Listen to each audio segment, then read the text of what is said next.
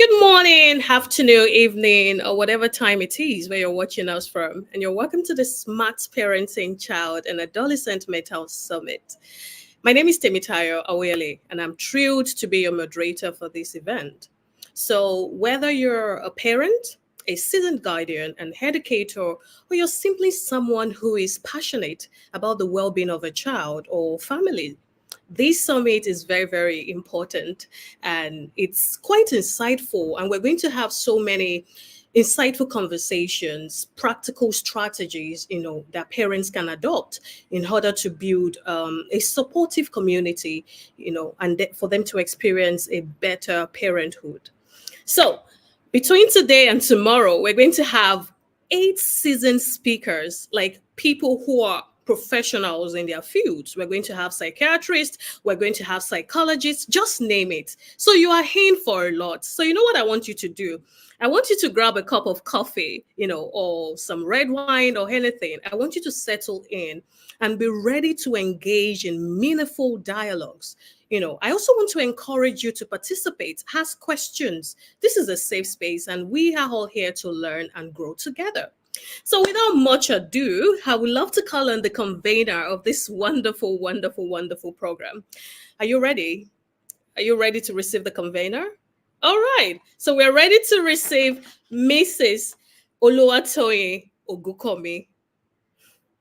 Come on. We need to give her some round of applause. Thank you so much, Temitayo. Thank you so much for being our moderator, and thank you so much for setting the tone of our meeting. God bless you. Thank you. So, why this? Why this? Why are we having the Smart Parenting Child and Adolescent Mental Health Summit? That's a question I've heard a lot. A lot of people have asked me, "Oh, why this summit? What's different between this summit and other parenting summits?" Well, the difference between this and other parenting summit is we are protect their mental health, how the way you're raising your children can affect their mental health. That's why we're doing this. So I have a little speech that I wrote that I'm going to read out. Okay. So you're all welcome to the first Smart Parenting Child and Adolescent Mental Health Summit taking place in Abuja, Nigeria. So I want to say thank you to all those who have joined, those that will be watching the replay later, those that will be joining us later. Thank you so much for registering. Thank you so much for being part of this journey. And I would say it's with great joy and a deep sense of responsibility that I welcome you to this summit. I'm incredibly grateful that each one of you have chosen to be here today, recognizing the importance of mental health in the lives of our children and adolescents. Now, why this summit? One of the things I would say is that this summit was born out of the profound concern, a concern shared by many parents, guidance, and caregivers. And as a family psychologist, I've been in rooms, I've been in therapy rooms, I've been in counseling rooms whereby parents will say, "Oh, I never knew there was something called this. I never knew children actually have depression." Or they'll say, "Oh, I didn't know the early signs." So part of the things we'll be doing today is that we'll be teaching, our facilitators will be talking about the early signs of mental health challenges in children. Now, according to the World Health Organization, 1 out of every 4 children is battling with either depression or anxiety. And it's important to know that as parents, we need to, there's a significant gap in how parents understand mental health, how parents to care about mental health. There's also the misconception, misinformation, and sometimes some parents are actually in denial of this. I've had a scenario whereby the parent was actually in denial that no, this can't be happening to my child. Luckily for us, we're able to intervene. Luckily for us, we're able to give the right intervention and the child became better. So, as parents, our natural instinct is to protect, nurture, and support our children. Yet, when it comes to their mental health and emotional well being, many of us struggle to identify the early signs of distress, not because we don't care, but because we are often not equipped with the right information. And because I realized this gap, That's where the idea for this summit came up. The fact that let's create a summit, let's create an avenue where parents can come together, where educators can come together, where other professionals can come together to understand the dynamics around mental health in children. Now, it's also important for us to know that as we're gathering together today, it's not just to listen, but also to engage, to learn, and to share. So we'll be hearing from different leading experts in the field of child and adolescent mental health. We will be hearing from people who would help us to demystify the issues surrounding mental health, surrounding depression, surrounding ADHD, surrounding sleep disorder in children. Not just that, these experts would give us practical solution, and they will also empower us with proactive steps in nurturing the mental health of our children. I want to encourage every one of us to have an open mind, to seek, ask questions, and to take away insights that will make a difference in your home, in your school, in your community. This summit is not just about information. I want us to understand this. This summit is all about transformation. I want us to come together. Let us build a future where mental health is a priority for every child, and no child should face this struggle alone. Thank you for being part of this. I'm looking forward to having an enlightening, empowering summit. And at the end of this, I know everyone would go back home with great information, with tools, with resources on how to help their children in becoming the wholesome person God has created them to be. You're all welcome to the first Smart Parenting Child and Adolescent Mental Health Summit. Thank you so much. Thank you. Wow, that was really good. That was really good, and I'm really looking forward to all everything we're going to learn within these 2 days. And when you said children actually have sleep disorder, that was the very first time I would hear that. I've never heard of sleep Oh, disorder. oh, really? I've heard of so many disorders, but sleep disorder, well, I know I'm going Absolutely. to learn a lot.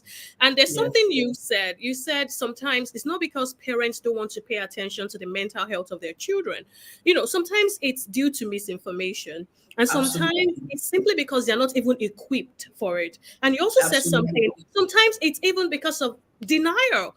I've heard of scenarios whereby people will tell a particular parent that your child is doing something and they will tell you, never, my child can never do such a thing. So that particular parent is living in denial. So it takes me to my first question. Where did this passion, where did it come from? Why did you say, oh, I want to become a psychologist? Was it that when you were growing up, you experienced some of this with your parents or something? What happened? Okay, so let me start by saying, while growing up, I grew up in a very wonderful, lovely home. My parents are still alive, and they raised us quite well. However, when I was so I went to the Polytechnic first before I went into the university. So when I went to the Polytechnic, there was a particular course I did. It's called business psychology. And when I did that course, when you're doing something like that and you're so much enjoying, I so much love the subject business psychology. And I thought about it. Psychology, I never thought of studying psychology. But because I did that course in the Polytechnic, when I went into university, I switched to psychology. So after my first degree, after my first 2 years in the Polytechnic, I went to the university and I switched. I was given a course I didn't like, but I had the opportunity of switching and I switched to psychology. Now, after studying psychology for 4 years, I came out of the university and I went straight into the banking sector to work as a banker. So I worked in the banking sector for about 10 years. And after that, I started doing business. But when they say something is your first love, the fact that I know I could help people, I know I just have a passion to help people. Then guess what happened? I started teaching in the children's church. While teaching in the children's church, I noticed a lot of lapse in parenting. I noticed the fact that there were some things not I didn't really like, right?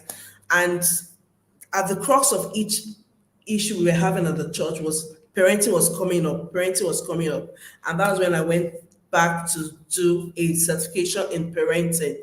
And like they say, the rest is history. But after doing the certification, I started working with parents. I became a parenting educator. I went for coaching certification, emotional intelligence, anger management. I did a lot of coaching just to add to what I was doing. But in the process of doing all these coaching programs, I just realized that most of the things they were teaching us had its roots in psychology. And I was like, no, let me just go back to university. And that's when I went back to do my master's in clinical psychology. And I'm practicing as a clinical psychologist and a family psychologist where I work now.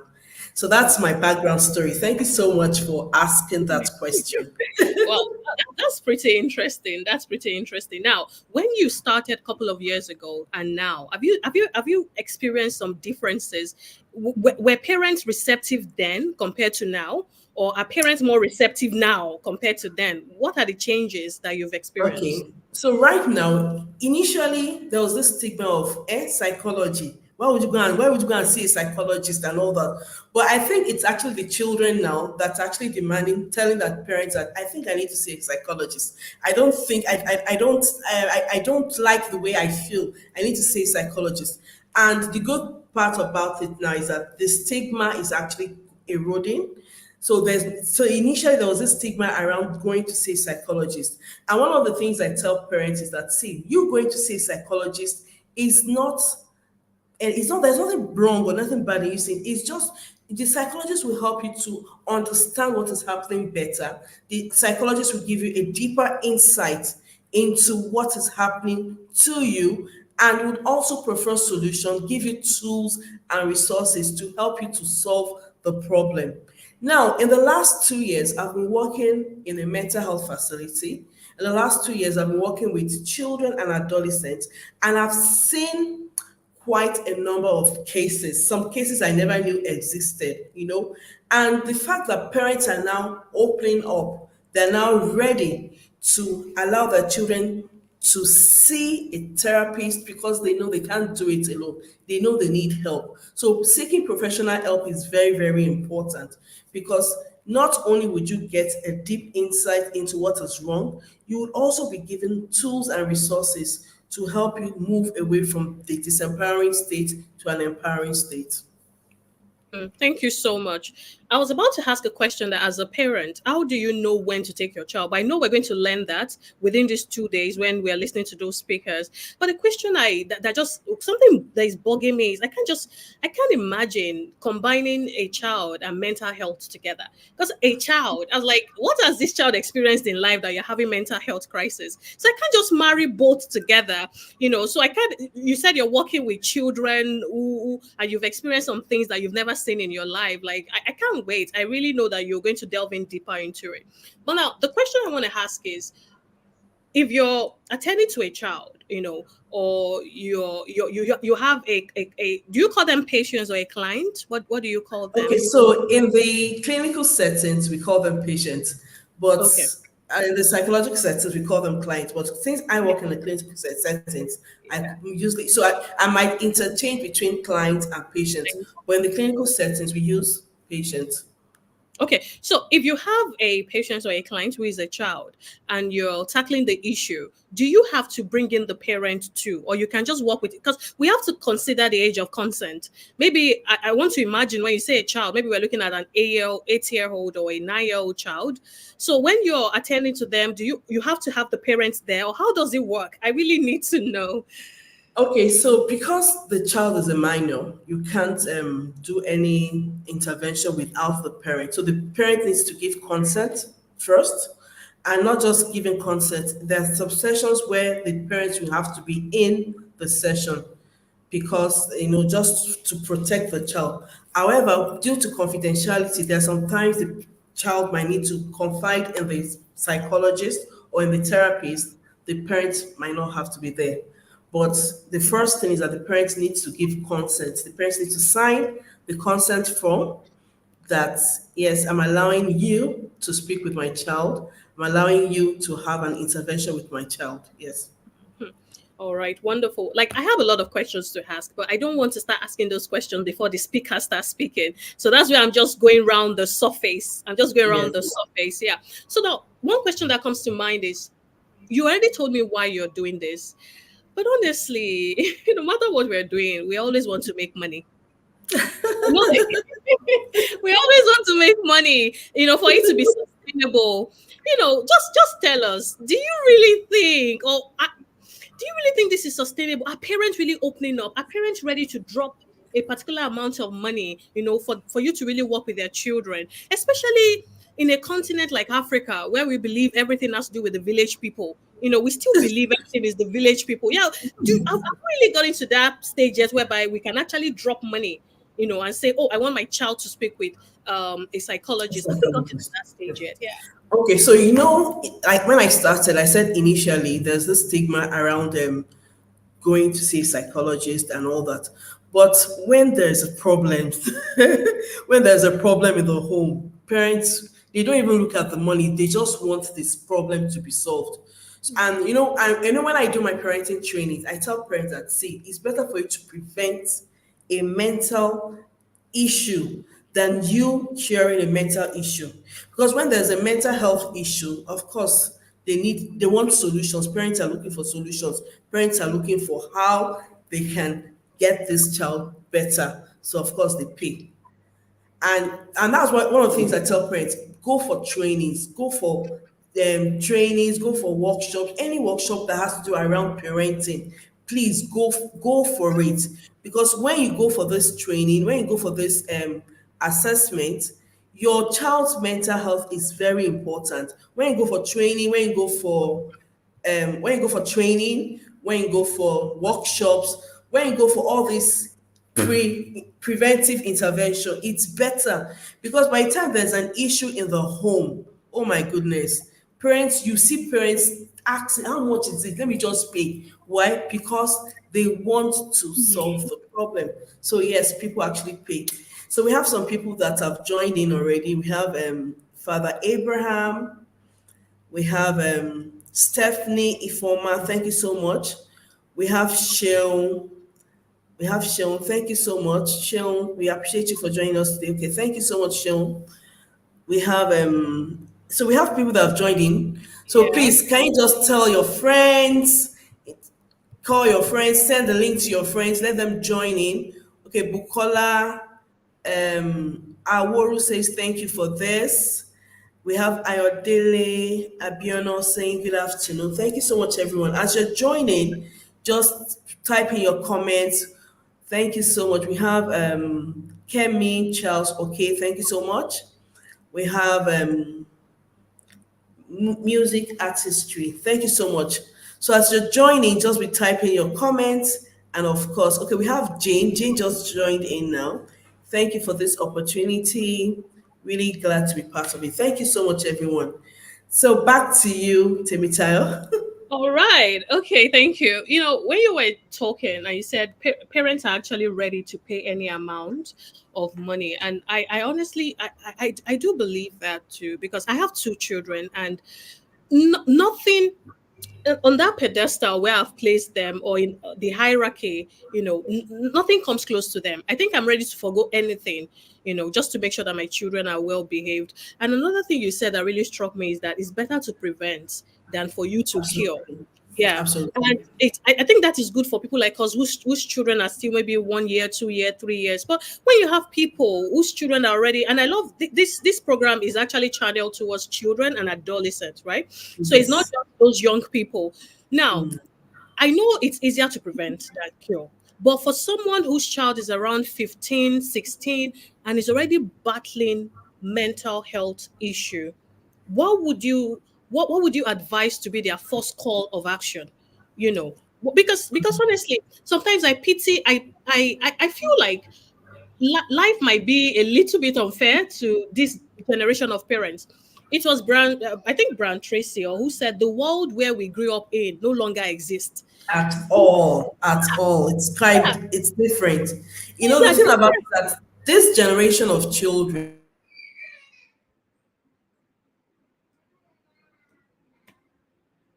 Okay.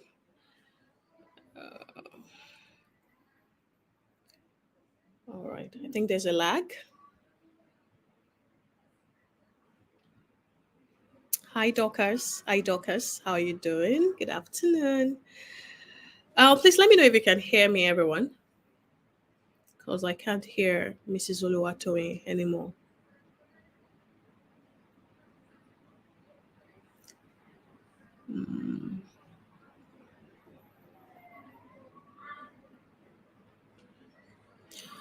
Okay, so if you can hear me, if you have any question that you want us to ask Mrs. Oluwatoye, please drop it in the chat box, so I can read it out to her.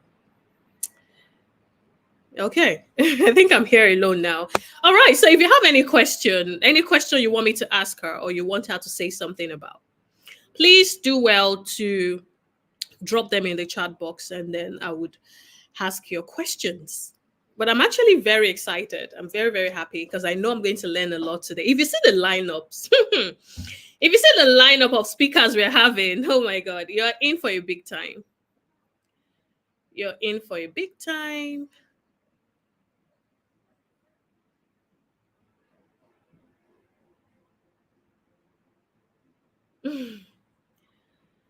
Okay. Hello, Hayodele Ebenezer. How are you? Thank you.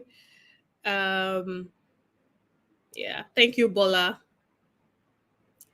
Thank you, Bola. Thank you for joining. So, like I said, if you have any question, you know, and I just wanted to think about what she has said so far. When she said it's better to prevent than cure, you know, because I know there might be some of your friends who will be telling you, oh, why do I want to be here? Ugh, I'm not married yet. Oh, my child is just 1 year old. My child is just two. Please, I need you to send this link to them because it's actually very, very, it's easier. It's easier to build a structure, to build a system, where your children will grow up to be whole.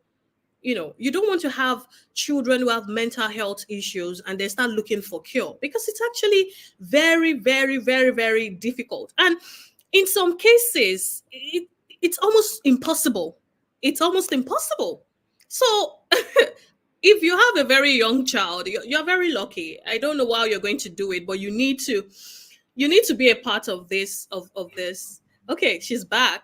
Welcome back. Yes. Thank you so much. Yeah. So sorry about that. So It- so like I said, it's better to prevent than to. So you're asking a question about adolescents, right? yeah.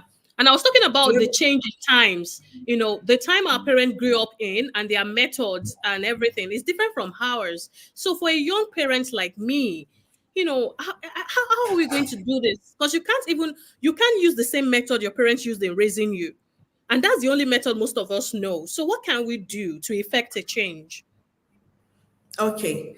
So, like I said, this generation of children, they're actually contending with a lot of things, right? Hmm. They're Yeah. doing, they have the internet, they have the social media, they have peer pressure, they have the fact that both parents are working compared to our generation and the generation ahead of us, whereby there was one parent always at home. But for this generation, both parents need to work because of they need to put things in place, and because they need to work, they have people coming into people that they've not really vetted, people that they're just to take care of the children, and unfortunately, some of these people are actually the ones that are inflicting trauma on their children. So, as parents in this generation raising children now, there's so but the first thing is you need to know how to raise your children right, and that's lots of parenting courses, lots of parenting training. You need to know. Then, second thing is you need to know your child. So, first is you need to equip yourself as a parent with skills to raise your child or your children. The second thing is you need to understand the child God has given to you. Every child is special, every child is different. And as parents, you need to understand these children so that you know how to raise them better. Now, not just that, you need to create structures, you need to create routines, you need to create systems in the home that will help these children to become the best version of themselves. As parents, You cannot just leave your parenting into the hands of anyone. You have to step in and be the best version for your child.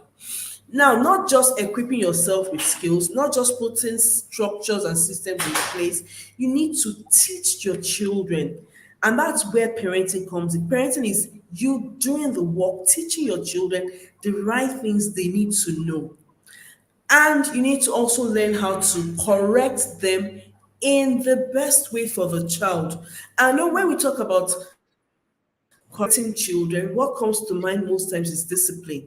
And I tell parents, discipline is different from correcting. Discipline is not punishment. Discipline involves you teaching your child the right things for the right purpose so that when you're not there, the child will do what is right. Hmm. So these are all the things you need to do as a parent to ensure that your child does not end up having a mental health issue. You need to create the best home environment for your child. You need to create the home environment where your child will thrive and where your child will be the best version of himself. Some of the children I work with, they were either abused while growing up, either they didn't have a parent that was available, either the parents were available but not emotionally available. There were some that started using drugs as early as 9 years old, as early as 10 years old. You know, like I said, I work in a mental health facility, and these are things that we see every day. Every day there's a patient I'm attending to, there's a new patient I'm attending to, there's a new case I'm attending to. And it's important as parents, you create that home environment where your child will thrive, where your child will become the best version of himself. There's something called positive childhood experiences. You need to create positive childhood experiences for your children.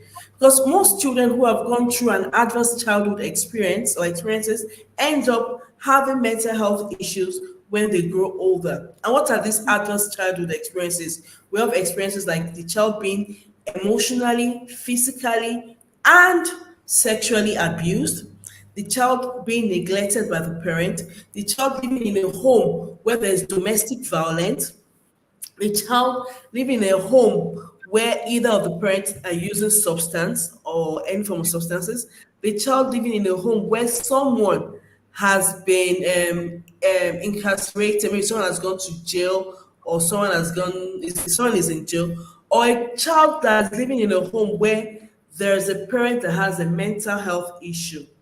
These children would likely have a mental health challenge when they grow older.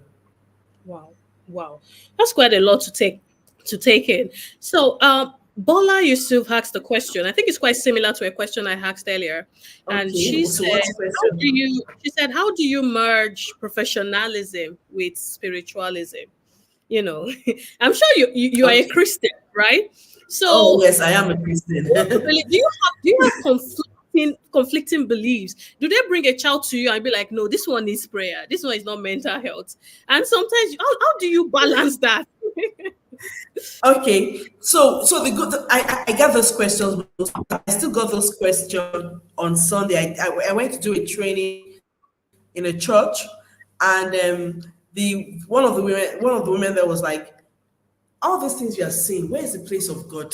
You know, and the thing about mental health is that we believe in spirituality. When it comes to mental health, we believe in spirituality. Now, spirituality might be different because it depends on the God or the higher power you believe in. One tenet of mental health is that individuals who believe in a higher power, they tend to heal faster, and they tend to, because there's a hope. Once you believe in a higher power, you believe that there's hope that things will get better. You believe that, oh yeah, things will get better.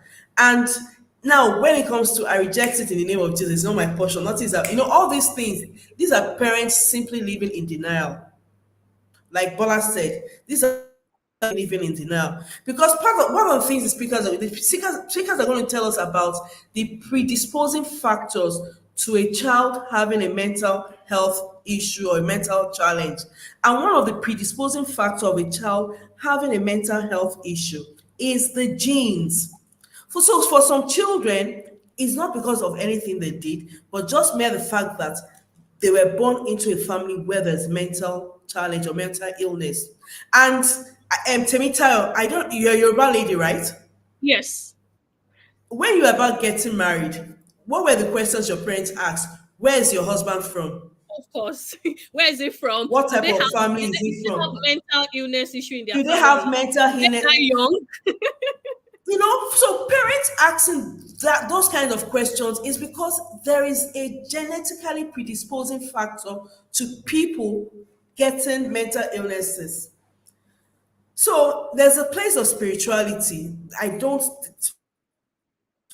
dispute the fact that God exists, there is God, and I believe in miracles. In fact, I believe so much in miracles.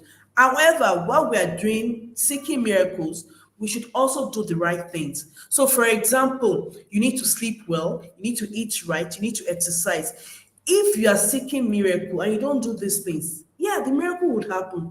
But the moment you don't do these things, there's a case of relapse happening. There's a case of relapse happening. Do you understand? So Yeah, there's a place of spirituality. We believe in God, we believe in the higher power. However, there's still the place of professionalism.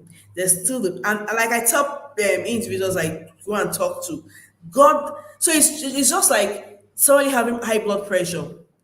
Someone that has high blood pressure, the person is placed on medication for life. True or false? very true. Would you now say that the person should not use his medication, that it's not real? So there's so many things attached to mental health that if we say the individual should not seek help, there are even Christian counselors, because the things we do in mental health is that we provide you with tools, we provide you with resources on how to ensure that you don't have a mental challenge, or to ensure that you come out of your mental challenge better.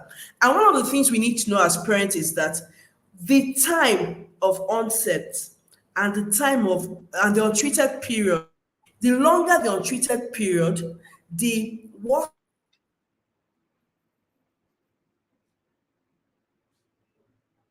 Okay.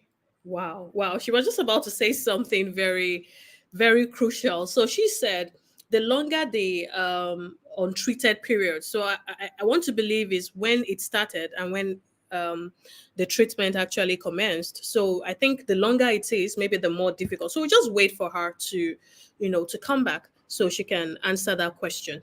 Now, I think this is a good place to ask her what parts the religious bodies are actually playing in all this, because it's okay to say, oh, there's a balance between spirituality. Okay, I think she's back. Welcome.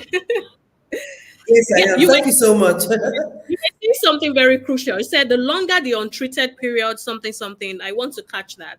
Yes. So I said that.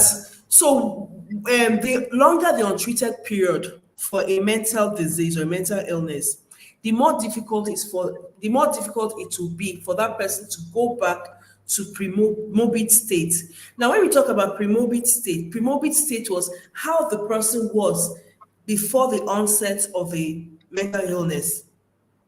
Hmm. So, for Hmm. example, a child that has depression and doesn't go for help immediately, the longer the period the child stays in that depression, the more difficult it will be for the person to go his or her pre-morbid.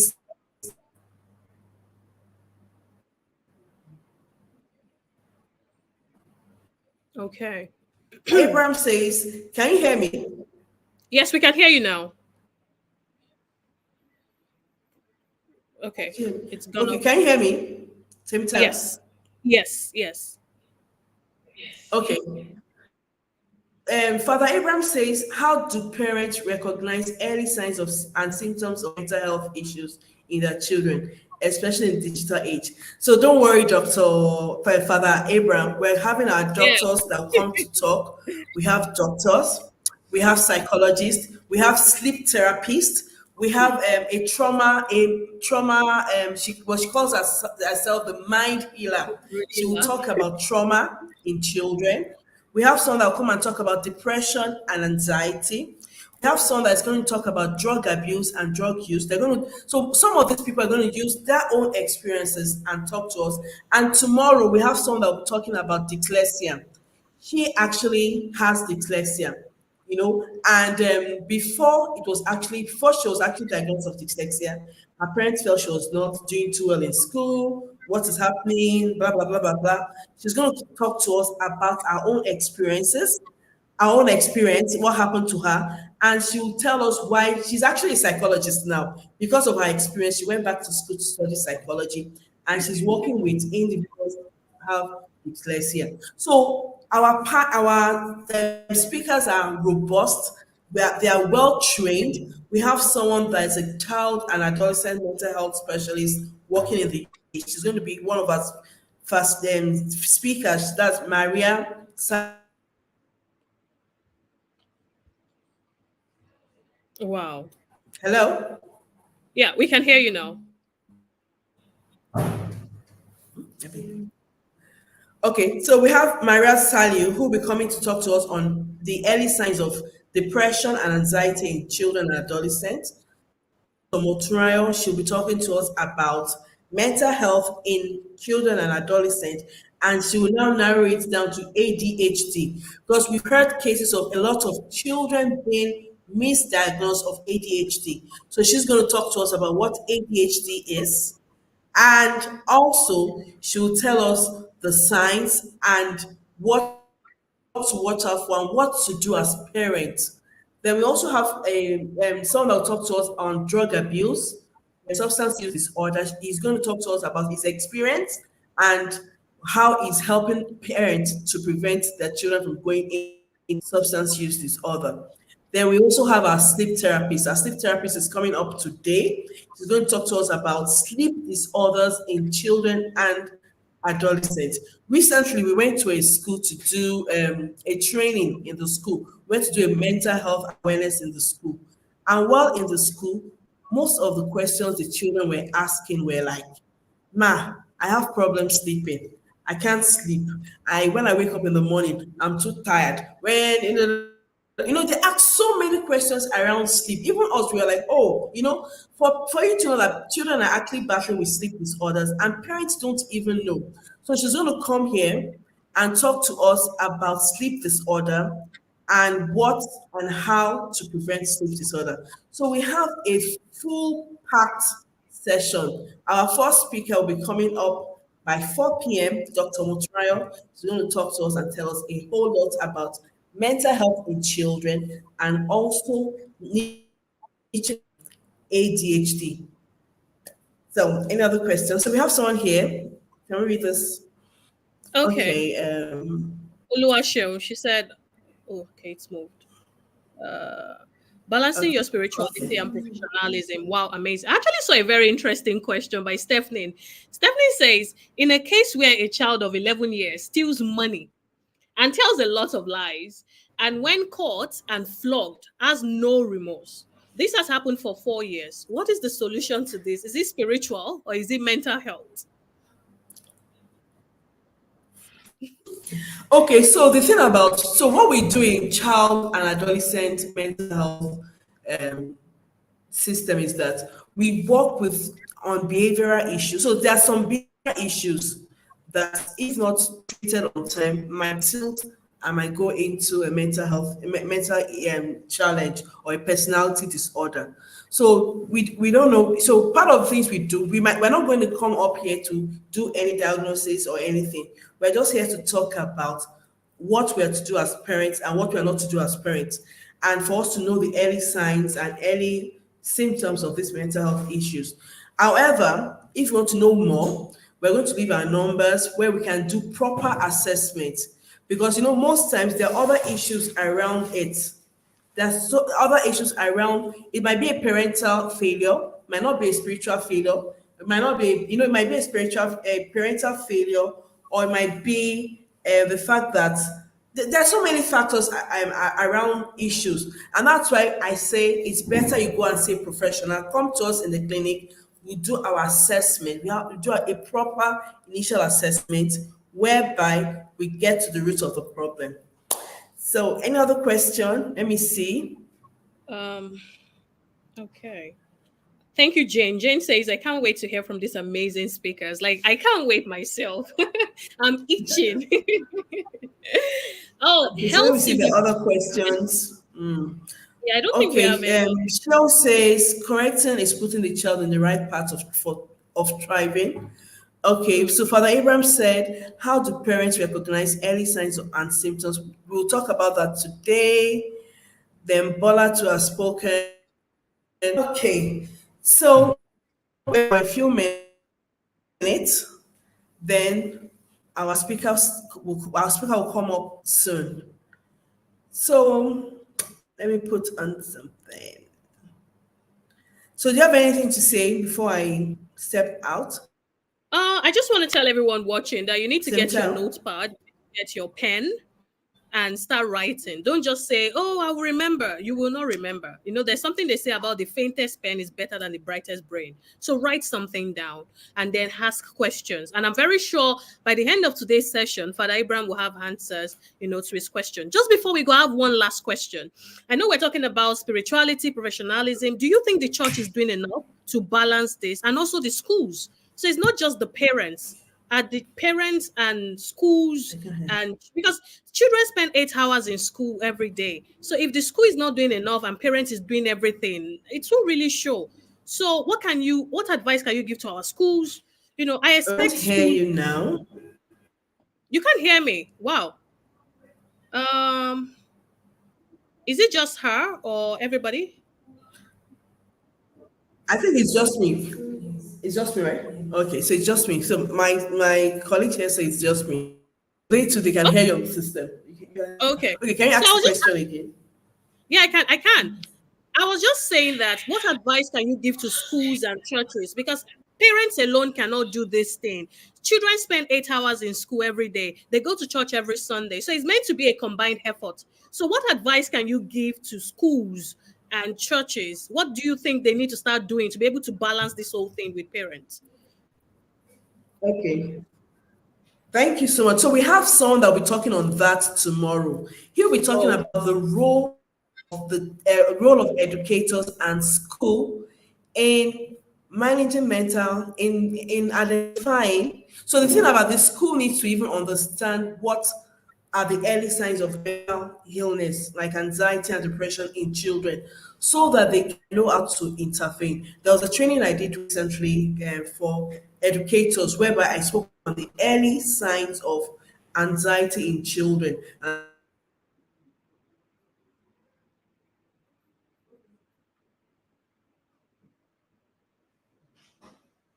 okay. All right. So I'm sure by now you've gotten your notepads and your pen, and you're just waiting for our speakers to come on. And also, if you can get yourself a cup of coffee, that would be good. That would be very, very good. So now I think we should go on a very short break because our speaker is coming on by 4. So, yeah, I think she will come on very soon and then we'll go on a very short break. But so far, we've been speaking for the last 45 minutes. I want you to drop something in the comment section, something you've learned, from our discussion today. For me, one thing that I've learned and I'm taking away from this introduction is that prevention is better than cure. You need to prevent it, okay? So let me see your comments. I want you to drop it. What did you learn from this introduction? What is that thing you're taking away from this introduction before we go on a break? Because we're going on a break very soon.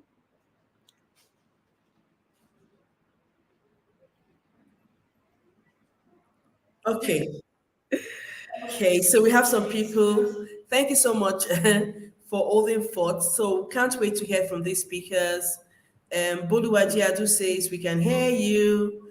Semila Day says I can't wait to. Then Doka says early intervention is key. Thank you so much for this. So we're going to go on a short break now. Then our next speaker will come. We'll come back in the next 5 minutes, 5 10 minutes for our speaker to come in. So, are you ready to go on break? Yeah, I'm Temita. ready. Yes, Okay. yes.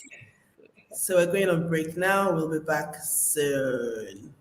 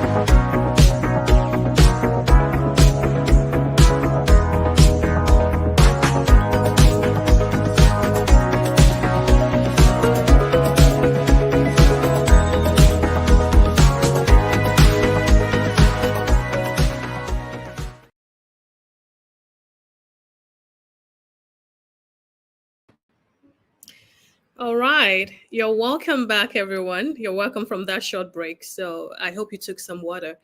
Okay, so now we're going to introduce our very first speaker for the day. Our first speaker for the day is Dr. Mutsunrayo Oyelonu. Yeah, she's a consultant psychiatrist, a fellow of the West African College of Physicians. She's a psychiatrist with a special interest in the child and adolescent mental health subspecialty, addiction psychiatry, lifestyle medicine, and she also has a diploma in pediatrics from the Royal College of Pediatrics in Highland. The topic she'll be talking on is nurturing minds, prioritizing mental health in children and adolescents. Oh my God. Please, a round of applause for our speaker. Please, come on, come on. She's coming on very soon. You're welcome, Dr. Mutsurayo. Thank you so much. Can you hear me? I can hear you. I can see you clearly. It's so nice Thank to you. have. So, would you want me to call you Dr. Muturayo or Dr. Oyelonu? Which one of the two? I think I must start by saying that you're one of the very few people who knows how to pronounce my name. And I need to ask how that is possible. Because I'm looking at your name and oh my God, that is perfect. I was Thank you. expecting to hear no, but good job. Well done. Thank you. Thank you. All right. So, I'll hand over the stage to you. So, you have the floor. You can start now. Thank you. All right. Good afternoon, everyone. And thank you so much for joining. I'm very appreciative of being a part of this program today. And I believe that together we'll be able to learn from one another.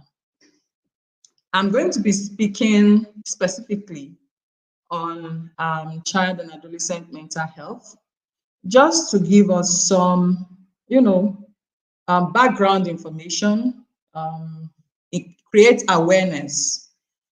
And then also I'll be speaking about childhood attention deficit hyperactivity disorder.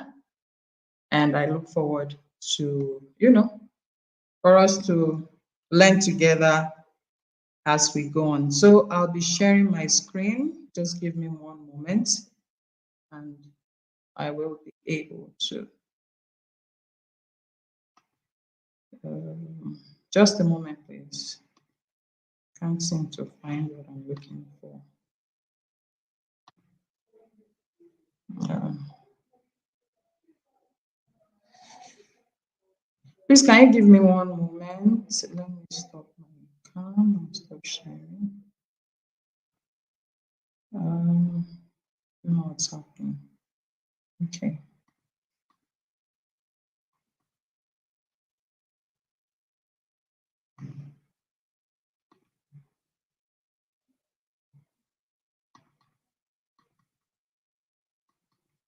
Can you still hear me?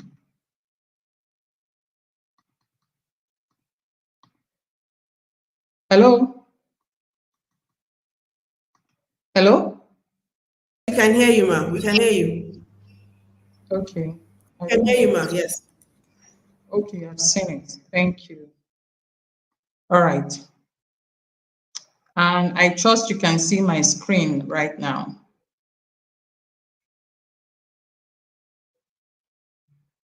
Is my screen visible?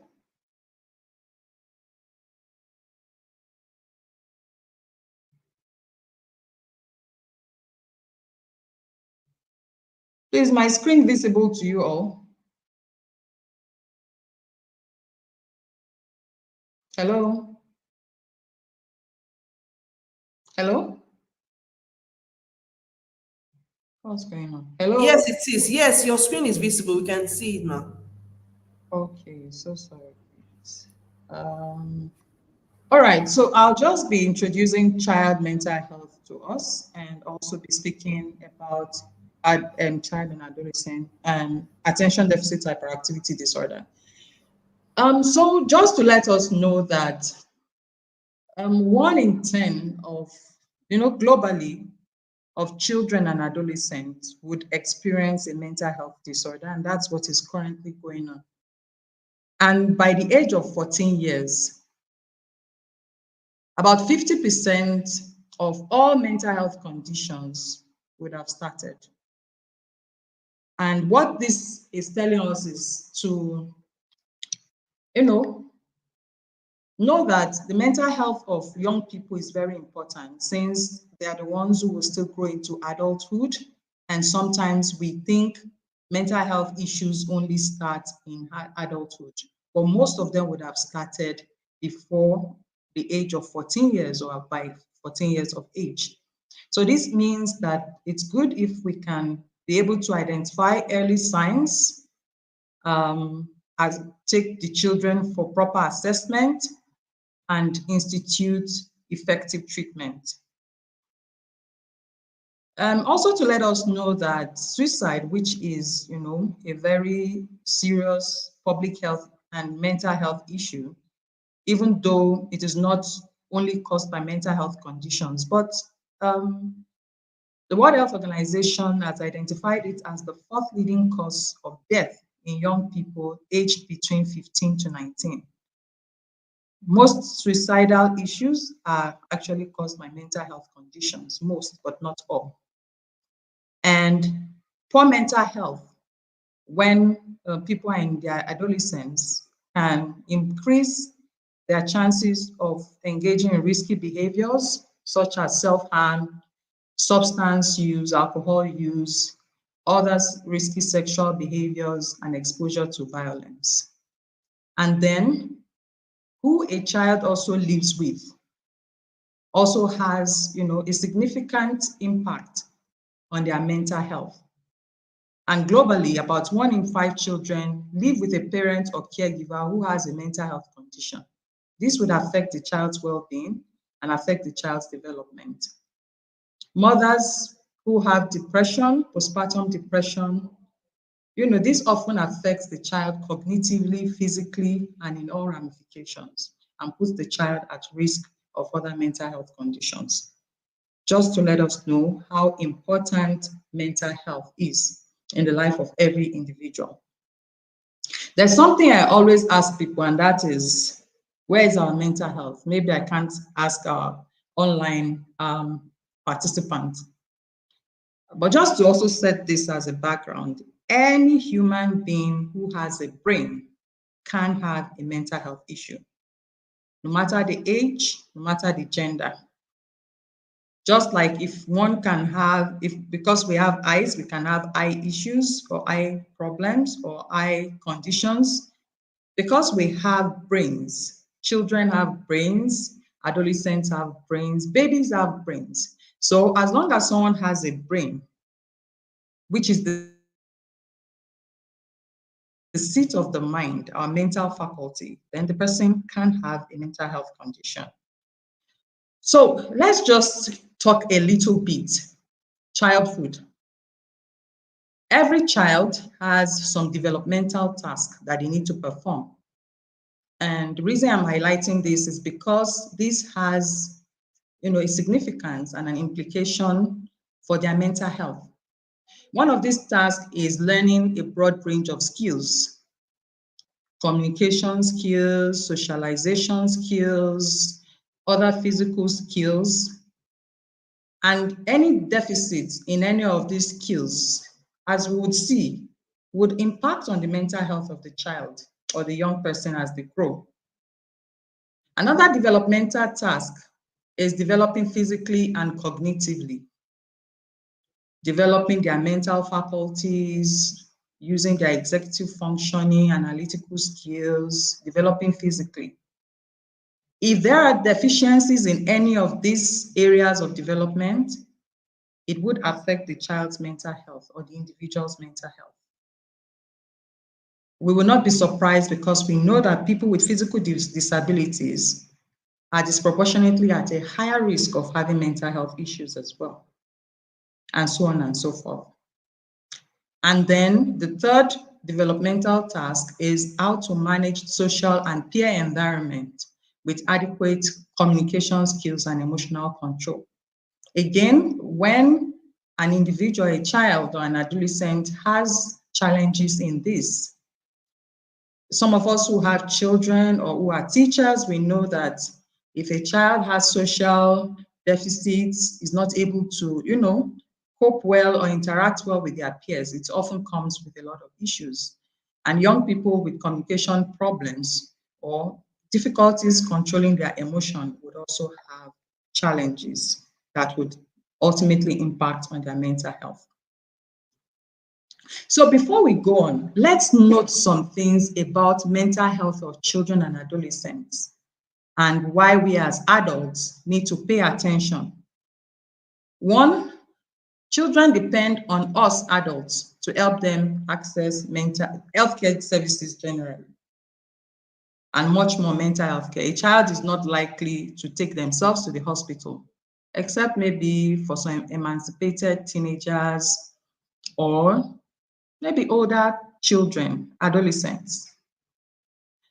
They would seldom or hardly initiate consultation with a mental health professional, even though they may be going through a lot of issues. They may find it difficult or they have less capacity to express themselves in words. And so when they come to the hospital, they see a mental health professional, we do much more than, okay, the talk. One has to improvise, use observational skills and other means to, learn and understand their mental health issues. Fourthly, a child's difficulties or mental health issues may actually be a reflection of the problems of other people in the child's life. It could be that parents are having physical or mental illnesses, there's a family crisis, or there are difficulties around them. Sometimes we say that the child is giving us a glimpse into the life of what is happening in their homes. The fifth point is that when we are talking about what is abnormal in a child or in a young person, we take into consideration their state of physical and cognitive development. So what is normal at 2 years or 3 years of age, if we see it at 10 years of age, it could signify a problem. So let me give an example. A child who is throwing tantrums at 2 years, 3 years of age, we know that that is abnormal. But if you see an 8-year-old, a 10-year-old throwing tantrums, then it is not healthy for that child. The school is very important in the life of every child. They spend considerable hours in school. During the school year, about 10 hours, and now even much more than that, sometimes up to 12 hours the children spend in school during the weekday. When we are managing children, we are going to see who makes up the team of those who manage. So it's not just one professional does it all. It's a team approach. And then the emphasis on treatment, we lean more towards non-medication. It's not that we don't use medication, but there's less emphasis on medication as treatment. So non-medication treatment like behavioral therapy and other play therapy and all of those things come into place. And also to let us know, finally, that about the mental health of children, most children may have more than one condition or diagnosis. That is often the rule rather than the exception. So a child with ADHD can have tic disorders, have learning difficulties or learning disabilities, can have disruptive behavior disorder, and so on and so forth. So these are some of the things that we need to know when it comes, when we're dealing with the mental health of children.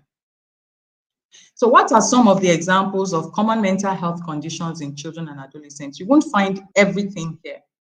And I did not group it, following DSM or ICD for those of us who are, familiar with those kind of classifications, because we are not in an academic setting. So examples are anxiety disorders such as separation anxiety, phobias, fear of specific things or situations, social anxiety disorder, other anxiety disorders like obsessive compulsive disorder. We have stress-related disorders.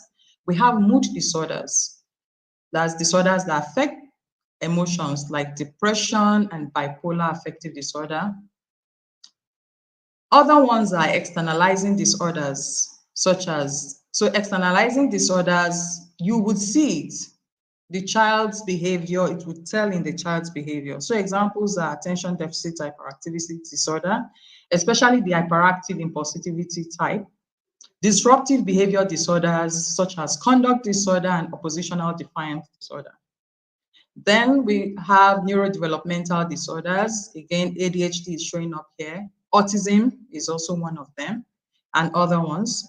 Somatoform disorders. Some children, you find out that they have recurrent abdominal pain, that you do all, physical examinations, you run all tests, and it is not yielding any, it's not showing you that there's a problem anywhere.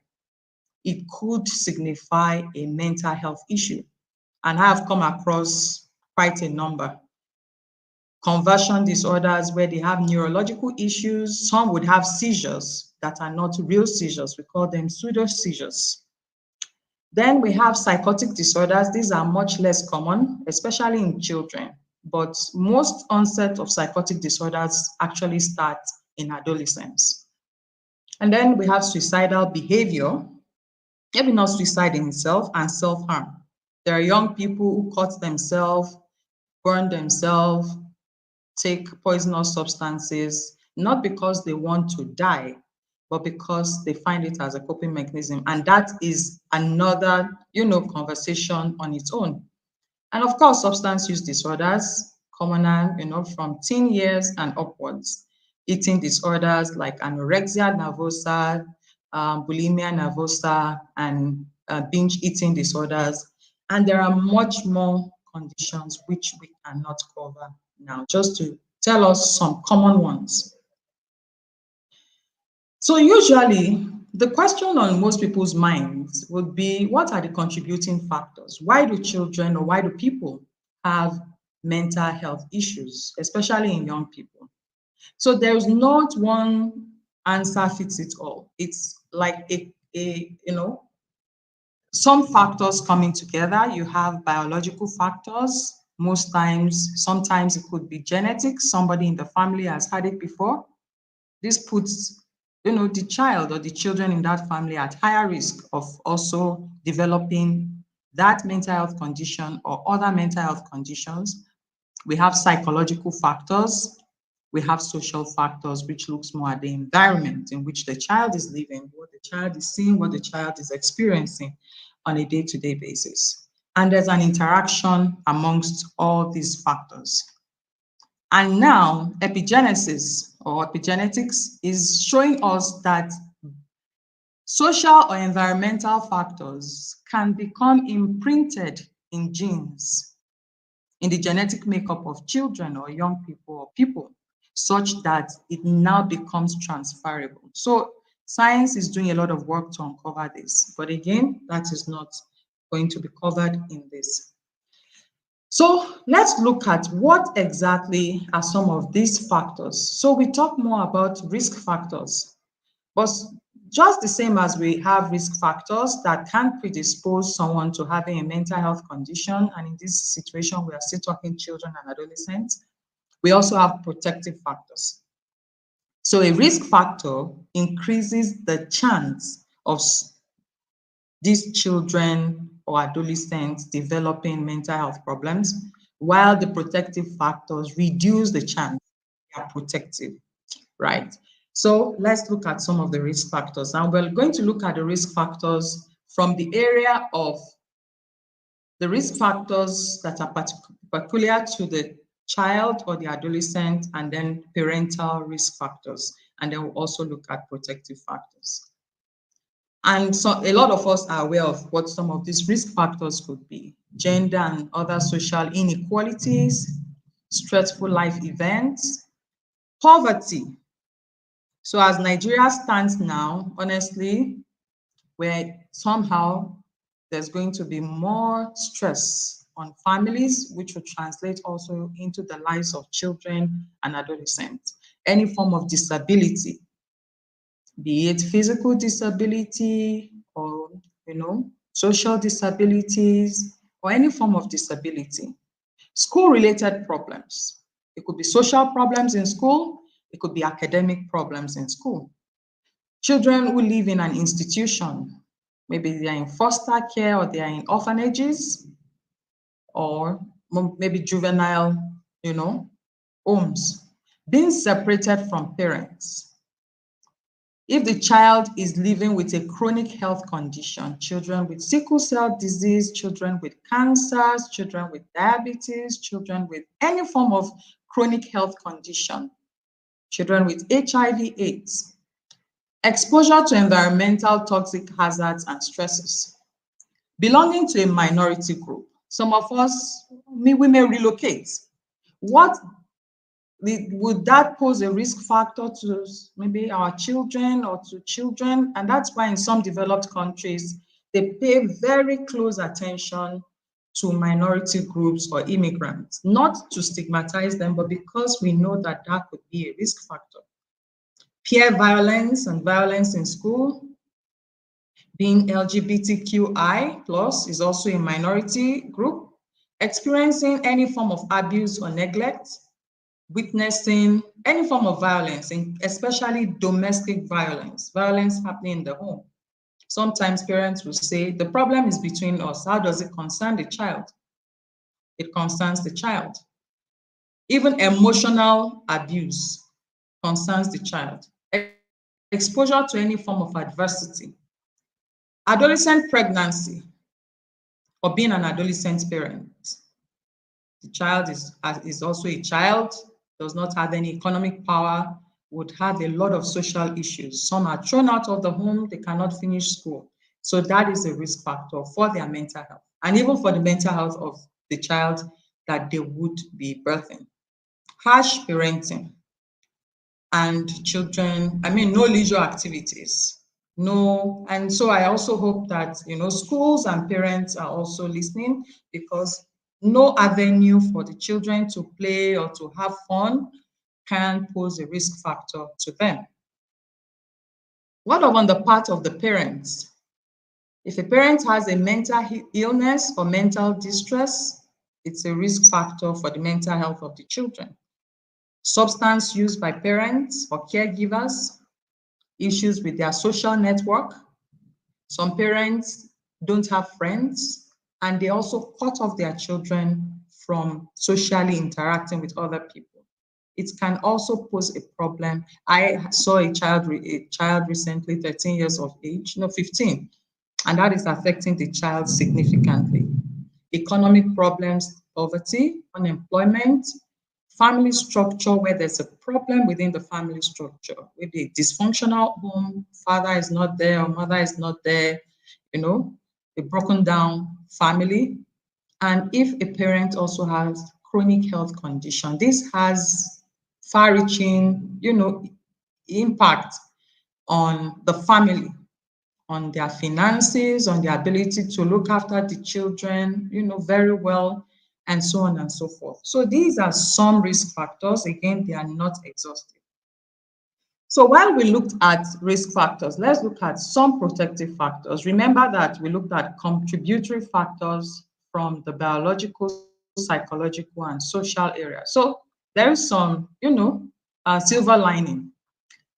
Biophysical or biological, if there's secure attachment, the child knows that, oh, my parents are there for me no matter what. I am connected to someone who loves me and who will be there for me. Healthy diet, exercise, and development. Then psychological, reliable support and discipline from caregivers, following rules at home, school, and work. Ability to regulate their own emotion. It could be taught, for some, it's natural to them. Good coping skills and problem-solving skills, because children would also have issues, social issues, academic issues, other things coming up in the home.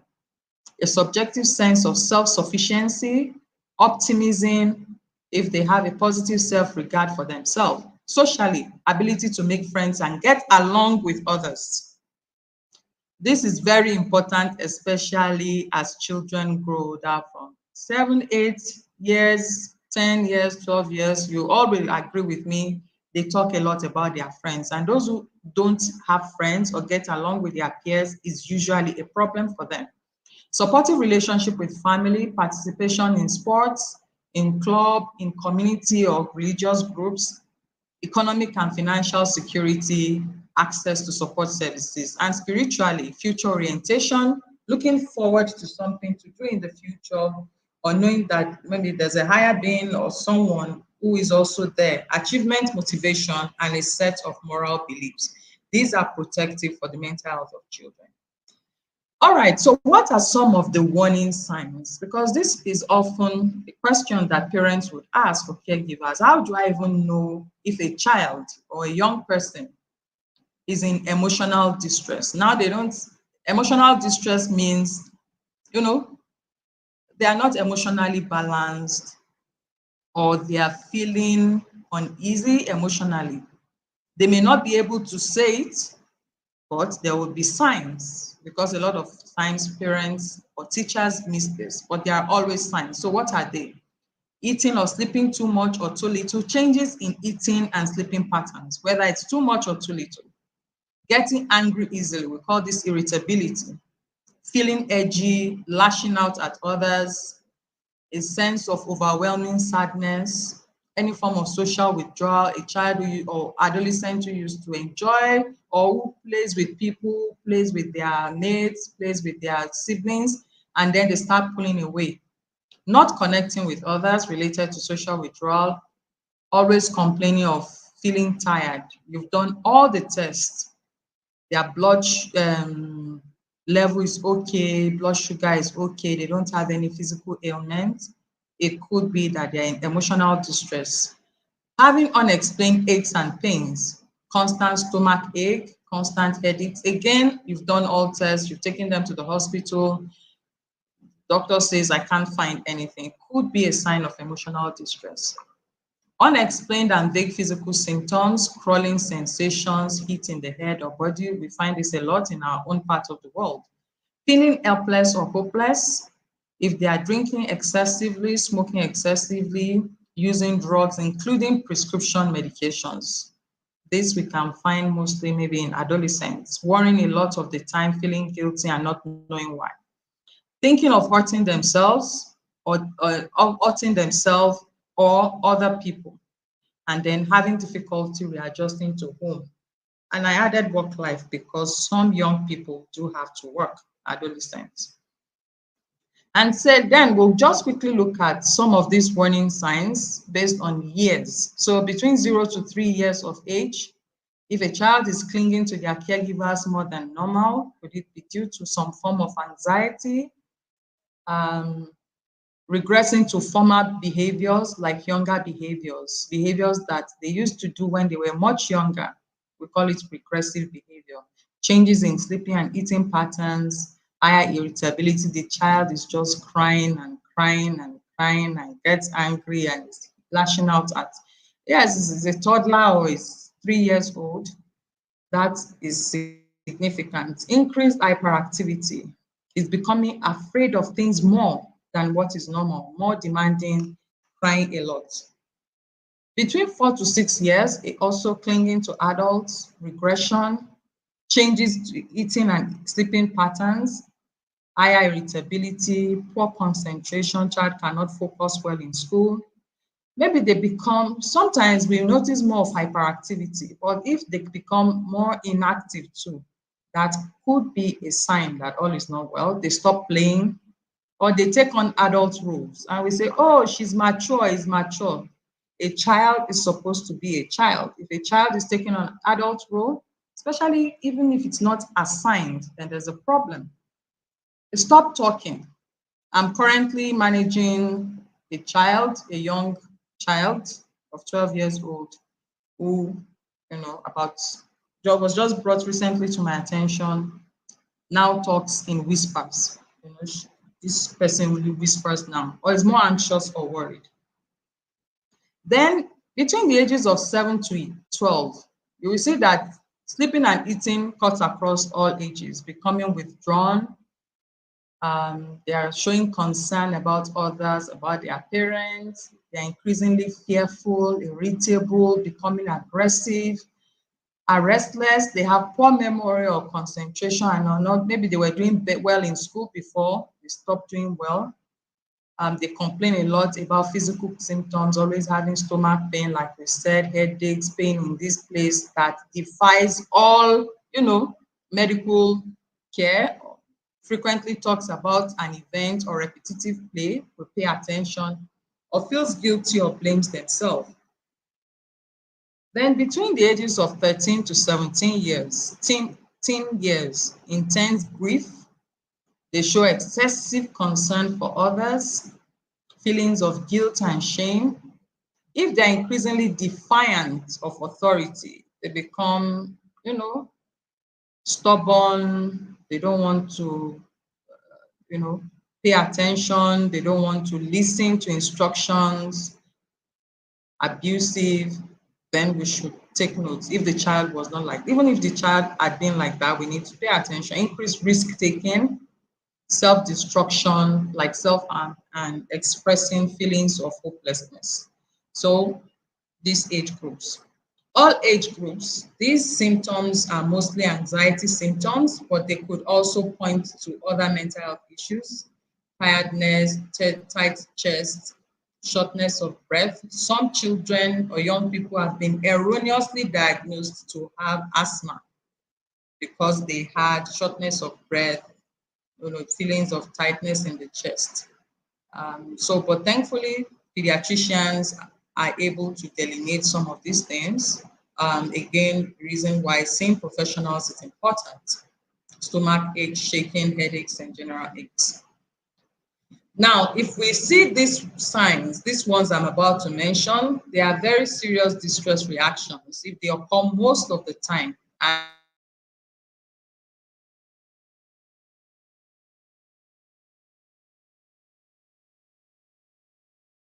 run or very quiet with little or no movement.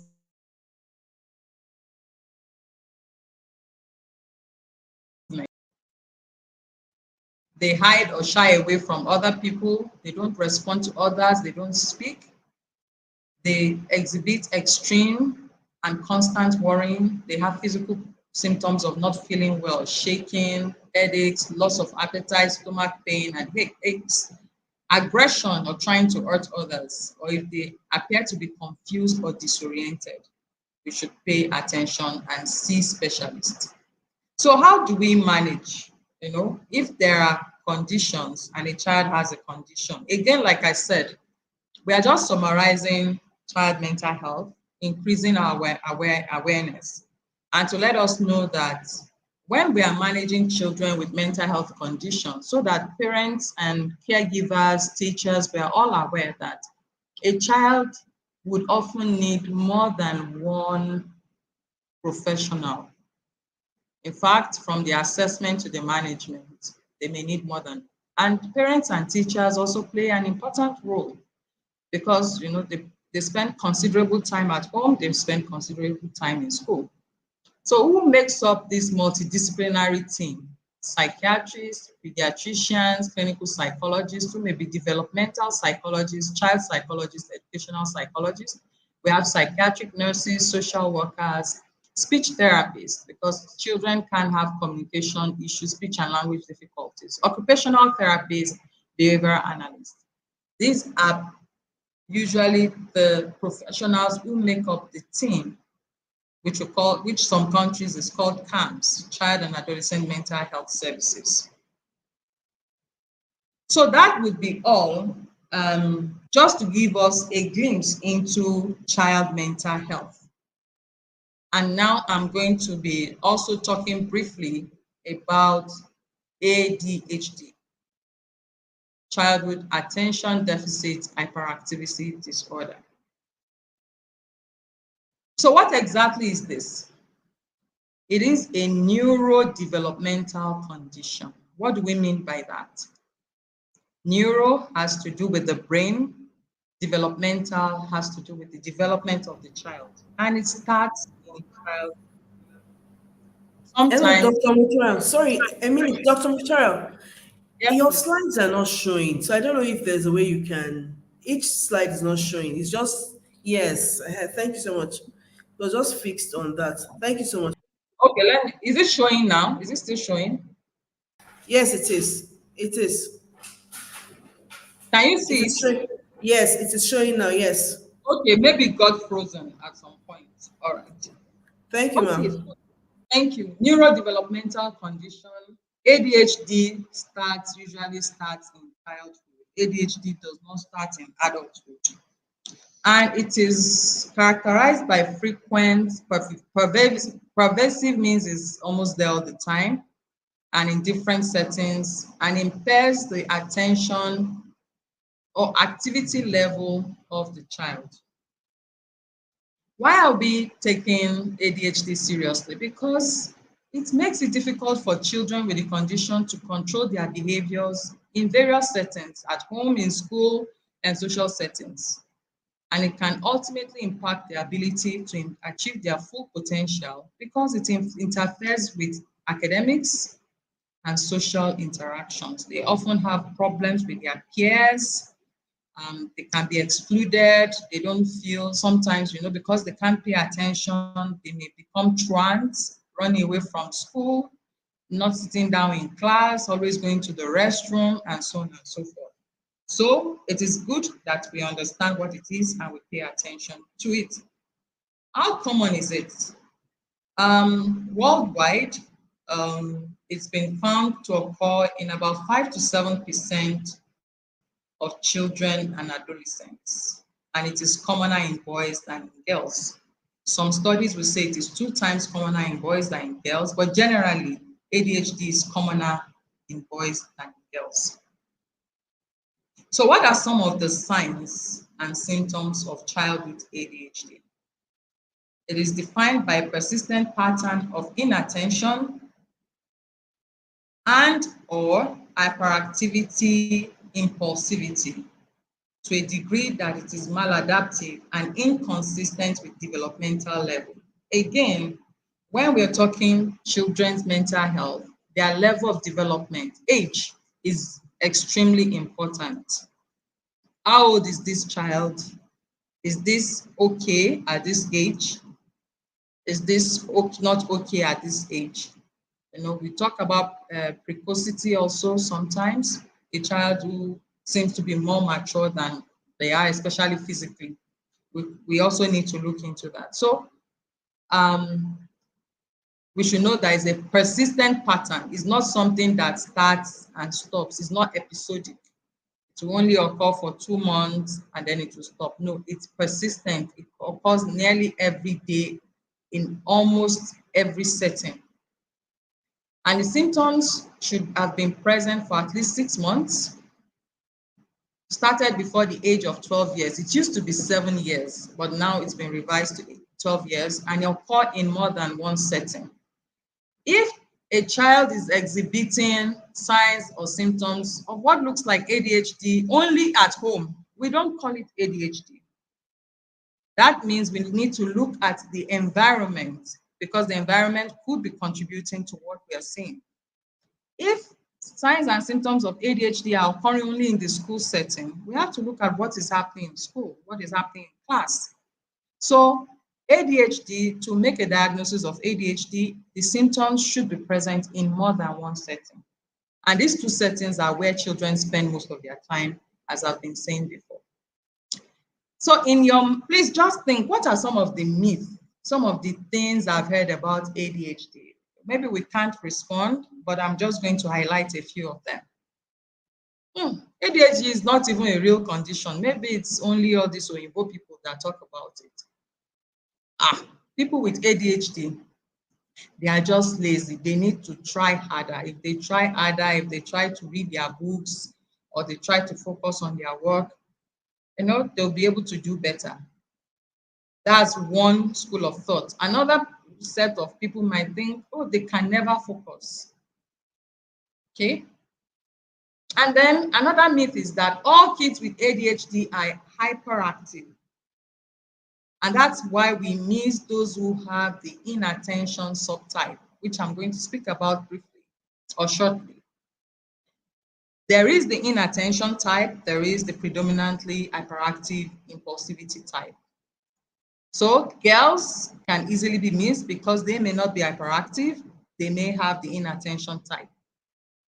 There's also a myth that only boys can have ADHD or do have ADHD, but we know now that it is commoner in boys, but it can have occur in both boys and girls. Some people would say ADHD is a learning disability. No, ADHD is not a learning disability. But remember, I mentioned a word comorbidity, or somebody having more than one condition. ADHD is often comorbid with other conditions, including learning disability. So a child with ADHD, which is high amongst them, could have learning disability. Then kids with ADHD will outgrow it. ADHD, some of the symptoms get better as people grow older. But those with significant, some symptoms will not get better. Some, as they grow older, with some self-awareness and their own self-efficacy, they may be able to manage their difficulties, but it's often with a lot of tension and stress. I saw a man a few years ago who burst into tears when he found out that he had ADHD. We diagnosed him of ADHD in adulthood. And he was just crying that he had suffered in his life simply because his parents did not know and he did not know that that was what was happening to him. Again, because it impacts on people's potentials if it is not managed on time. And then one of the commonest ADHD is the result of bad parenting. And some professionals or some practitioners are also guilty of this. And then we blame parents why you should be able to do better. It's because you are not there or you are not strict enough. No, it is not the result of bad parenting. And we'll find out that because it's a neurodevelopmental disorders, there are changes that are often found in the brain that would have been found in the brains of children or people with ADHD. So what are some of the symptoms of inattention? The child has difficulty paying attention, is easily distracted, or they don't pay attention to detail, and they can make careless mistakes in their school works or even at home. When you give them a task to do, they find it difficult to sustain attention. So they can start, but then the ability to sustain attention is challenging. If you're speaking to them, they may have struggle listening when spoken to. Some will say they are absent-minded, and then people would flog them, pull their ears or spank them. Struggling to accomplish and finish tasks or activities, difficulty organizing tasks and activities, avoidance of tasks that need more mental effort, misplacing objects needed to perform tasks or activities. So it's the child who would go to school as almost every time, will not come back with the sports wares, would have lost the books, would have lost the writing materials, the pencils, the crayons, and so on and so forth. Distractibility, easily distracted by external stimuli, and forgetfulness about daily activities. People can have one or exhibit this one, but that is not enough. If we are going to be diagnosing ADHD, then they must have at least 6 out of these 9 symptoms. At least 6 of this. And like we said, it should have been going on for at least 6 months and should have started before the age of 12 years and should be occurring in more than one setting. Then we have the hyperactivity, impulsivity symptoms. Examples: the child is fidgety, cannot sit still. They always have to be doing something, tapping their hands or feet or squirming when seated. Some of us know some adults who are also have these challenges. Standing up in situations where they are expected to remain seated. Running about or climbing, mostly in children. But in adolescents and adults, they may not be running about or climbing, but when they have to be in a place or sit up, they have subjective feelings of restlessness. They're unable to, sit for a considerable period of time. Inability to play quietly. If they are playing, they are watching TV, they are noisy. Maybe always talking, making sounds or noise, all often on the go, or act as if they are driven by mood. Before you know it, they are all over the place. Even when they come to the doctor's office, in church, in places of worship, they are all over the place. Inappropriate talkativeness. Sometimes it gets them into trouble. Blotting out answers before a question has been finished. Imagine a child is doing that in class. Other children don't like that. They start diffing or getting angry with that child. Difficulty waiting their turn when they are having games or activities, or interrupting others or intruding. Now, again, the child must have 6 out of these 9 symptoms. And it should have been on for at least 6 months and should have started before the age of 12 years. So now that we know these symptoms of ADHD, we have 3 main types of ADHD. According to the DSM-5, the first is the predominantly inattentive type. So these children, they may not be overly active.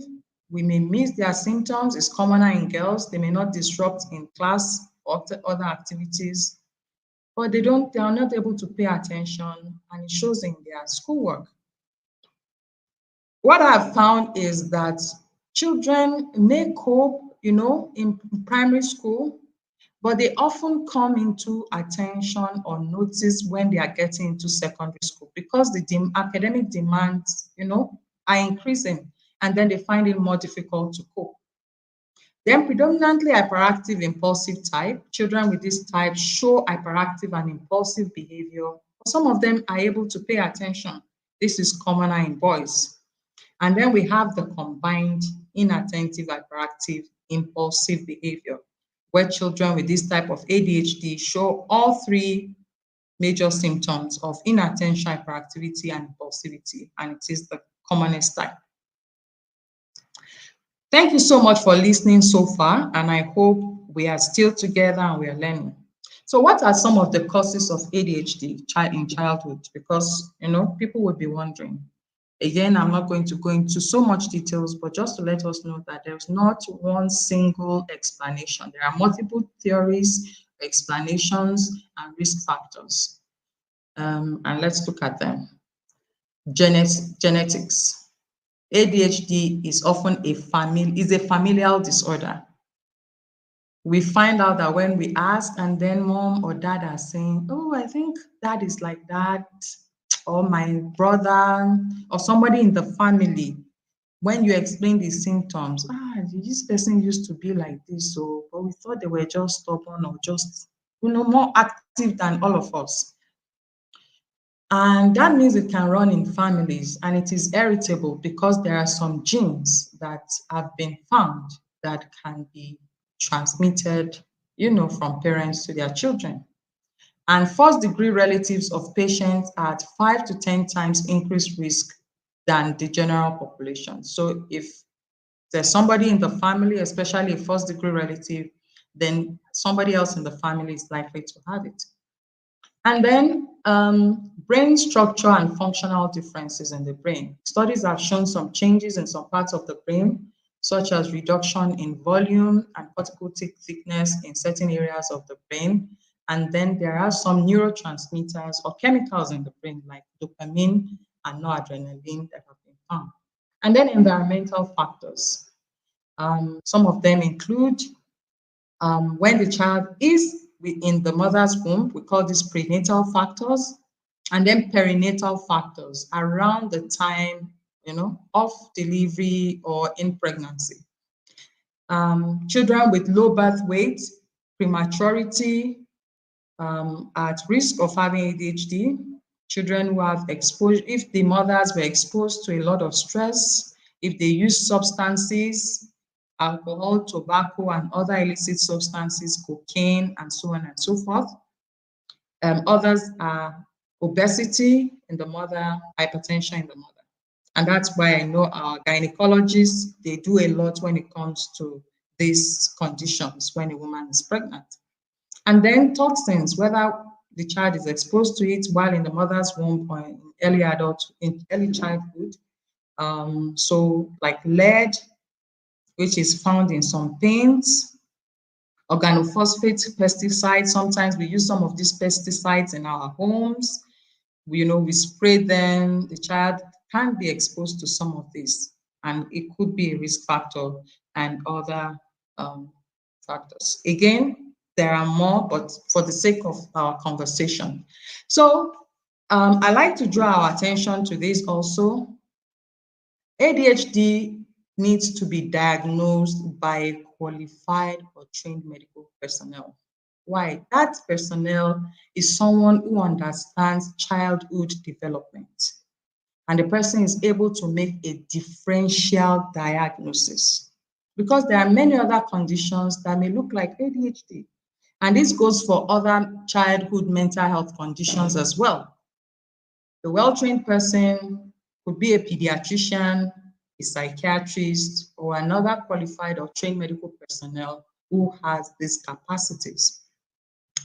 ADHD, we said it can co-occur with other conditions. So you can have children with autism, spectrum disorder, also having ADHD, ADHD with intellectual disability, ADHD with learning disabilities, which we also call specific learning disorders like dyslexia, dyscalculia, and other ones. Communication and speech difficulties. They have delayed speech or some problems with speech. Tic disorders like Tourette syndrome, and then disruptive behavioral disorders like oppositional defiant or conduct disorders, and also emotional disorders like depression and Hello, anxiety. Dr. Motorayo. Yes, please. Sorry to disturb again. Your slides are not moving again. Sorry. Thank Is you it so back much, ma'am. to showing? Yes, it's showing diagnosis of ADHD. Yes, ma'am. Okay. So is it still showing now? Yes, it's showing now. Yes. Is it Did you back to just move showing? again? Yes, but I put it on slideshow. Otherwise, I'll just leave it on the normal. Okay. It's not showing Can you as see slide. it? Okay. Can you see it? Let me just make do with this. Is it showing? It's showing. Is it moving? I've not moved it yet. Okay, it's showing. Yes, it's showing. But can you move? Let's see if it's going to move. Yes, it's moving. Okay, thank you. All right, so I'm almost done. In the next few minutes, I'll be done. So, just to let us know, we don't do laboratory tests or, blood tests to diagnose ADHD. So, how do we diagnose ADHD? Is usually made, diagnosis is made by comprehensive medical evaluation or with behavioral assessments. There are skills like the Vanderbilt assessment scale, Conners rating scale for ADHD that we use. And then we take information from parents, from teachers, and healthcare professionals. And remember, symptoms should have been there for at least 6 months, started before the age of 12 years, and occur in more than one setting, such as home and school. That is what makes it ADHD. If it's occurring in only one setting, it is not ADHD. We need to find out, could there be other factors that are contributing to those changes in the child or young person's behavior? So how do we manage ADHD? Remember that in the first aspect of this presentation, I've said mental health conditions in children is by a multidisciplinary approach. So it could be that all the professionals are in one setting, we can find them in one hospital or one facility, but we know that in Nigeria, there's a dearth of a lot of professionals that we need. Again, this calls for more training and more people to show interest in this area. So we have pediatricians, psychiatrists, psychologists, occupational therapists, behavioral therapists, speech therapists, teachers, special needs teachers, and parents who work together to play a role in the management. And treatment options include the use of medications. There are stimulant medications, non-stimulant medications that can be used. Let's remember that we said most often we start with non-medication approach to most mental health disorders in children and adolescents, but it doesn't mean that some will not need medication. So in the case of ADHD also, Some children will need medication, and they might need medication to benefit from other therapies, to benefit from occupational therapy, speech therapy, because if it is severe, the symptoms are really significantly impairing the child will not be able to cope well with the other forms of therapy, because sometimes parents will just disagree, and that might affect the child's, you know, recovery process more, can delay the recovery process because parents are skeptical and there are a ton of information online that are also not true. So the best thing, please talk. You can seek second opinion, but please work closely with the practitioner. And then lifestyle management, regular exercise, balanced diet, sufficient sleep, and some of those. Sometimes nutritional management, reducing exposure of the child to excessive sugar. This has come up. That's one. It's no longer. We didn't see it under the myth because parents have also seen that when their children take sugary things, then it affects them.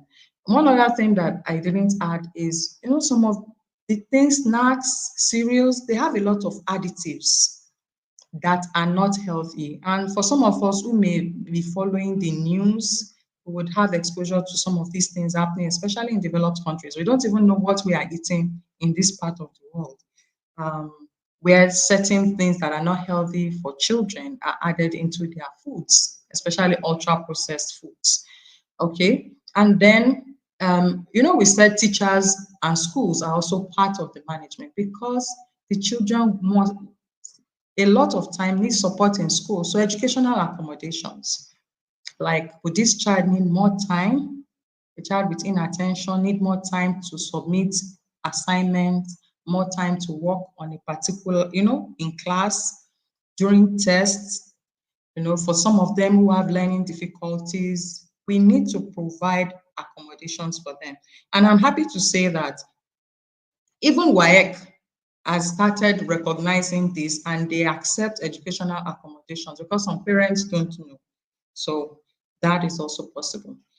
So sometimes parents will say, no, we don't want therapy, we don't want any form of treatment, we'll wait until the child outgrows it. If ADHD is not treated, then we are putting the child at higher risk of some negative outcomes. Outcomes such as emotional problems. They may be less able to cope with stressful events. They may have, you know, it will impair their social functioning, less ability to express empathy and socialize with their peers. A child who is bullying others is likely to be ostracized. We don't want to play with you. Your play is too rough. Leave us alone. The child will start feeling bad. They can bully others or they can be bullied because of their ADHD. A child who has inattention and is doing poorly in class may or teacher is always saying, pay attention, pay attention. The peers may start saying you don't always pay attention, and the child can be at the receiving end of bad jokes. They may end up dropping out of school because they are having academic problems.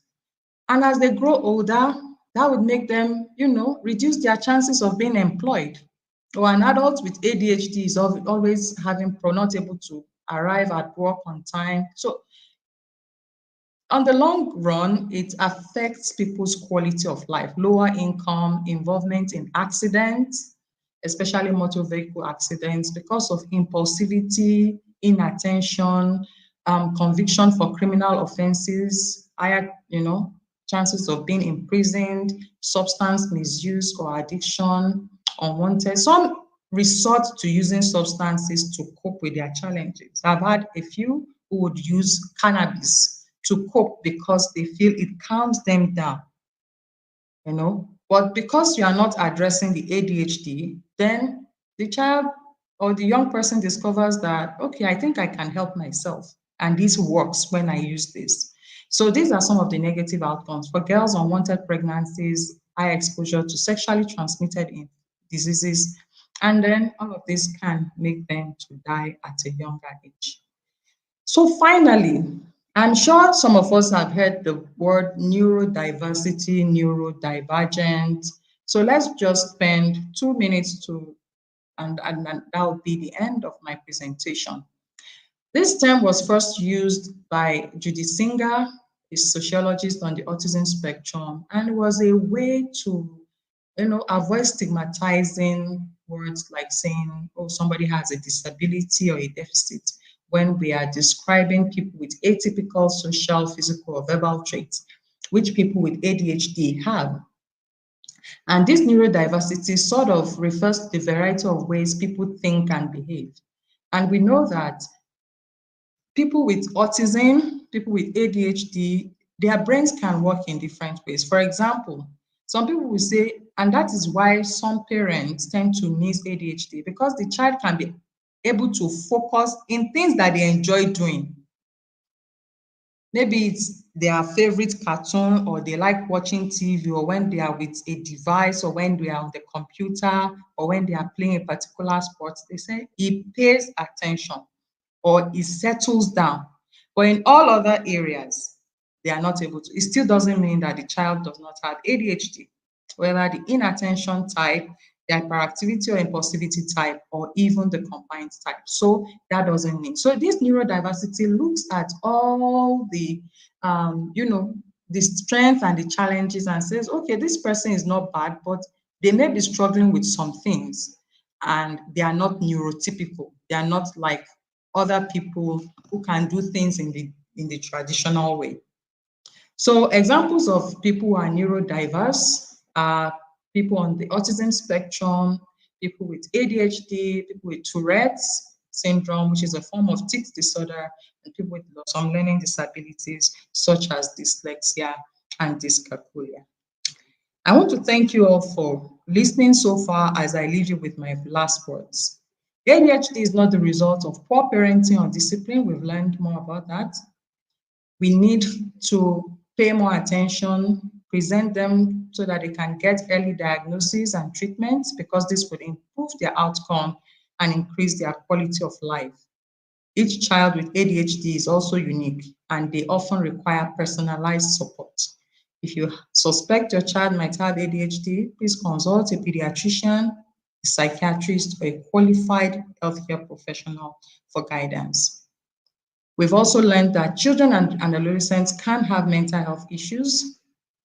Most adults who have mental health problems, their conditions have started before or around the age of 14 years.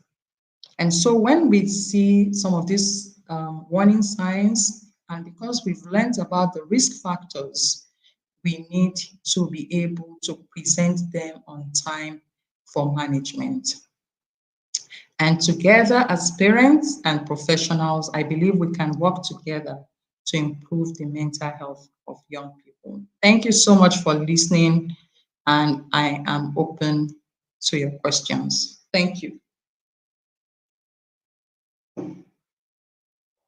All right. Thank you so much, Dr. Motorayo. Thank you so, so much. I mean, I just kept on writing. There was quite a lot, So, over to the audience. Please drop your questions so Dr. Motorayo question while you were speaking. So I would ask that question now. It's by Father Abraham. So he said, and the loss of the parent lead to mental health issues in teenagers, especially when the teenager experiences the departure of the parent. If yes, please, how can the teenager be helped?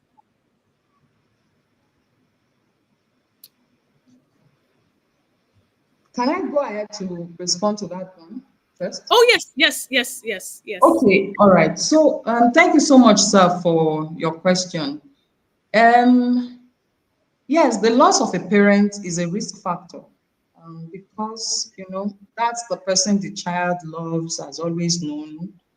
And just like it would happen even with an adult, when we experience loss, bereavement, it's a hugely impactful thing that we can't even explain it. And so much more for a young person.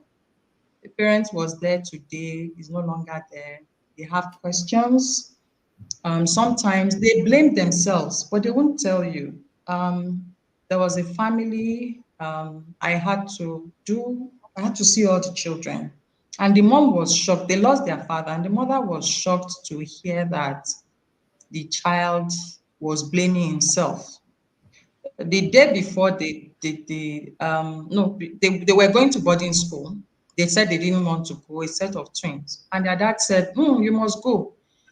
And that was the last time they saw their father alive. So before they came back, the dad, took ill and then he passed away. So the child thought that was because the father said, come and greet me. And he said, no, I'm angry with you, and walked away. That was what contributed to the father's death. And I've had various versions of how a child would think when they lose parents. So even teenagers, because they have questions, they can't. Death is honestly, loss is unexplainable for those of us who may have lost loved ones or close ones. It's very, very traumatic and unexplainable.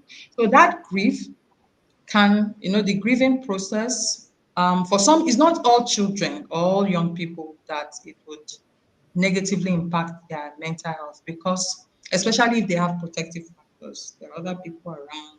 After a while, they will go through the normal grief process. But children can also have complicated grief. They can have difficulties in grieving. And so if we see that maybe they are crying all the time, they are feeling hopeless, they're expressing guilt, they are, you know, expressing that they also want to die, or they say they are hearing voices of people they can, or well, in adults, they can we can also think we are hearing the voices or seeing shadows of our loved one who have died.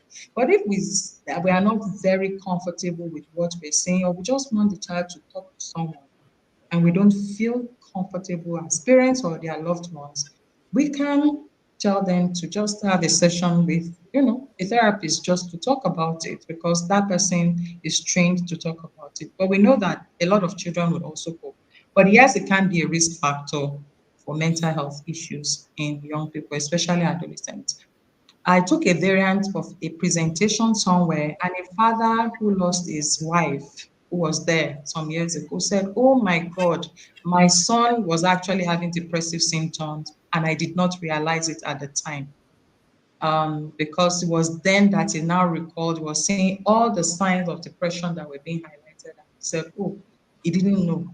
If he had known, he would have done, differently. So, yes, please. I hope I answered your Oh questions. yeah, you did justice to the question. Thank you very much. We're so grateful. I mean, thank you. It was an highly educative session. Thank you so much. So, due to time constraint, I don't think we can take any other question, but I'm sure our notes are full already because my notes are filled. So, I would call on the convener, Miss Oluwatoyin. Is she here? Sorry, before we go, there's one question here that says, Okay. can we just attend to this before Dr. Montreal goes? Okay. Just this one. Okay. Can toddlers have ADHD or do they have a particular age for it? Okay, thank you for your question. So, we said it would have started, it's a neurodevelopmental disorder. So, even babies who have ADHD, some of them start showing those signs and symptoms early. Highly irritable, highly active, all over the place, scattering as toddlers. But when you go to see a trained, personnel, they would look at the age of that child and the behaviors they are seeing. And there's also watchful waiting. So, okay, 2 years, can you come back at 3 years? Can we keep monitoring?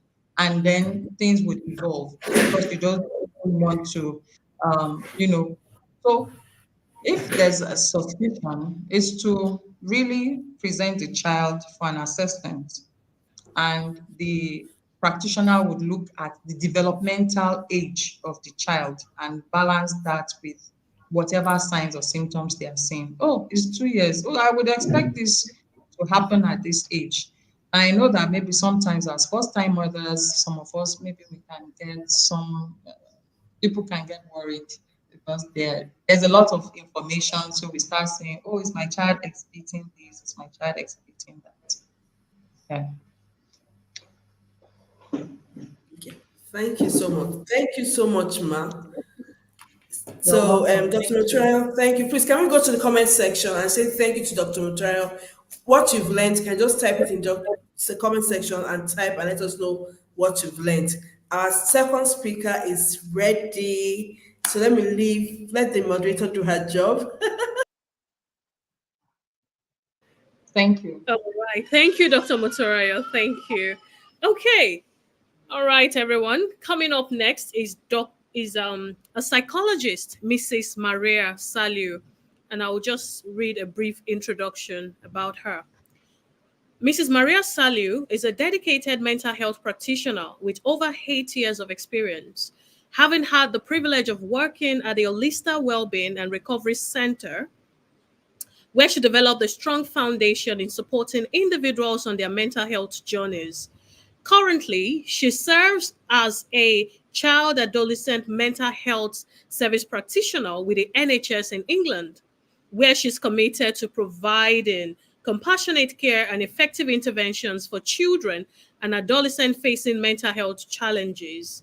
A passion for mental health advocacy drives our work and informs our approach to fostering resilience and recovery in those she supports. Everyone, please kindly jam your hands together as we welcome Mrs. Maria Saliu. Hello, hello. Thanks for having me here. How are we Well, doing? I'm fine. How's Well, everyone doing? Sorry, 1 second. I'm sorry. I'm sorry. no problem.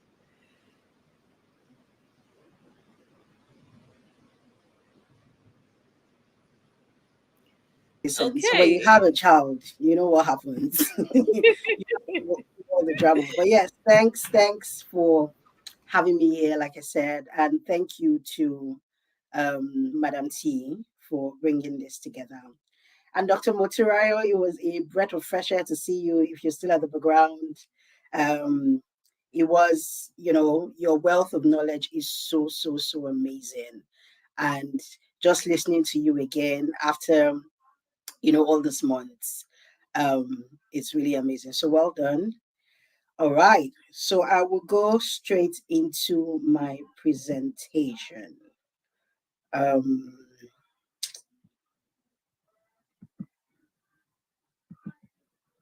so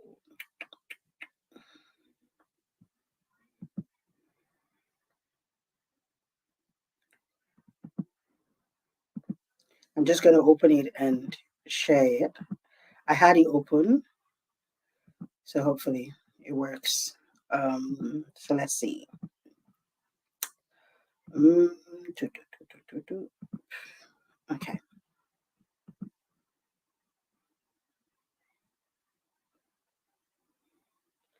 Can you see my screen okay?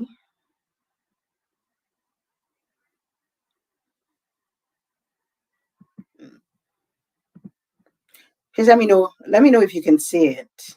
Um,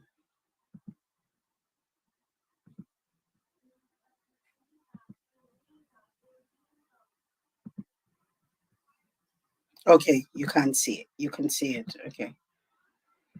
Share.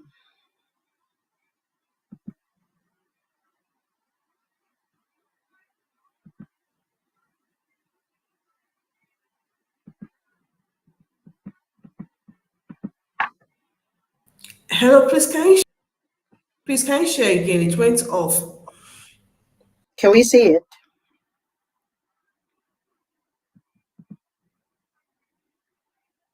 Yes, you can see it now. Thank you so much. Do you want to put it on slideshow or do you want to leave it like this? Let me put it on slideshow. Okay. Sorry, technology. Um, um, okay. I'm going to put it on slideshow. Uh,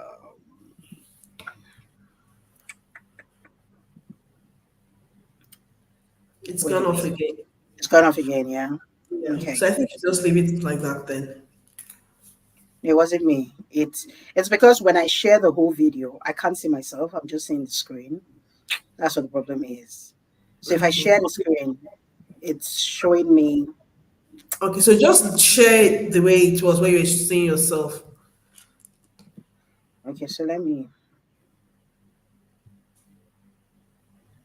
Uh-oh. please. It brings. I'm sorry. Okay. Can you Okay, see it? better. Yes. Great. Um, slideshow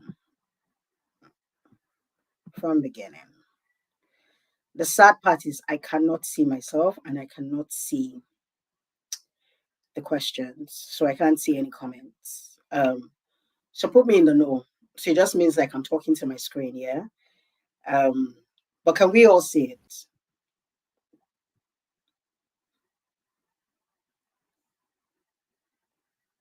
All right. So today we will talk about identifying early signs of anxiety and depression in children and adolescents. Um,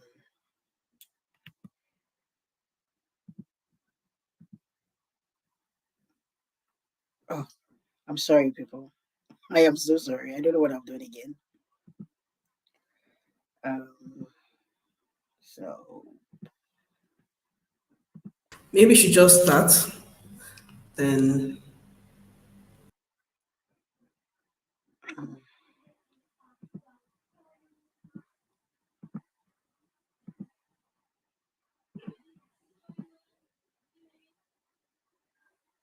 I think the problem is because I want to see myself when I'm talking.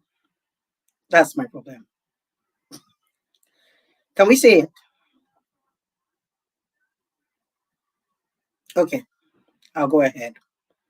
Um, so the learning outcome we will be talking about um, at the end of the session. Participants will be able to understand the difference between anxiety and depression. Participants will be able to recognize the early warning signs of anxiety and depression in young people. Again, children and young people, or children and adolescents.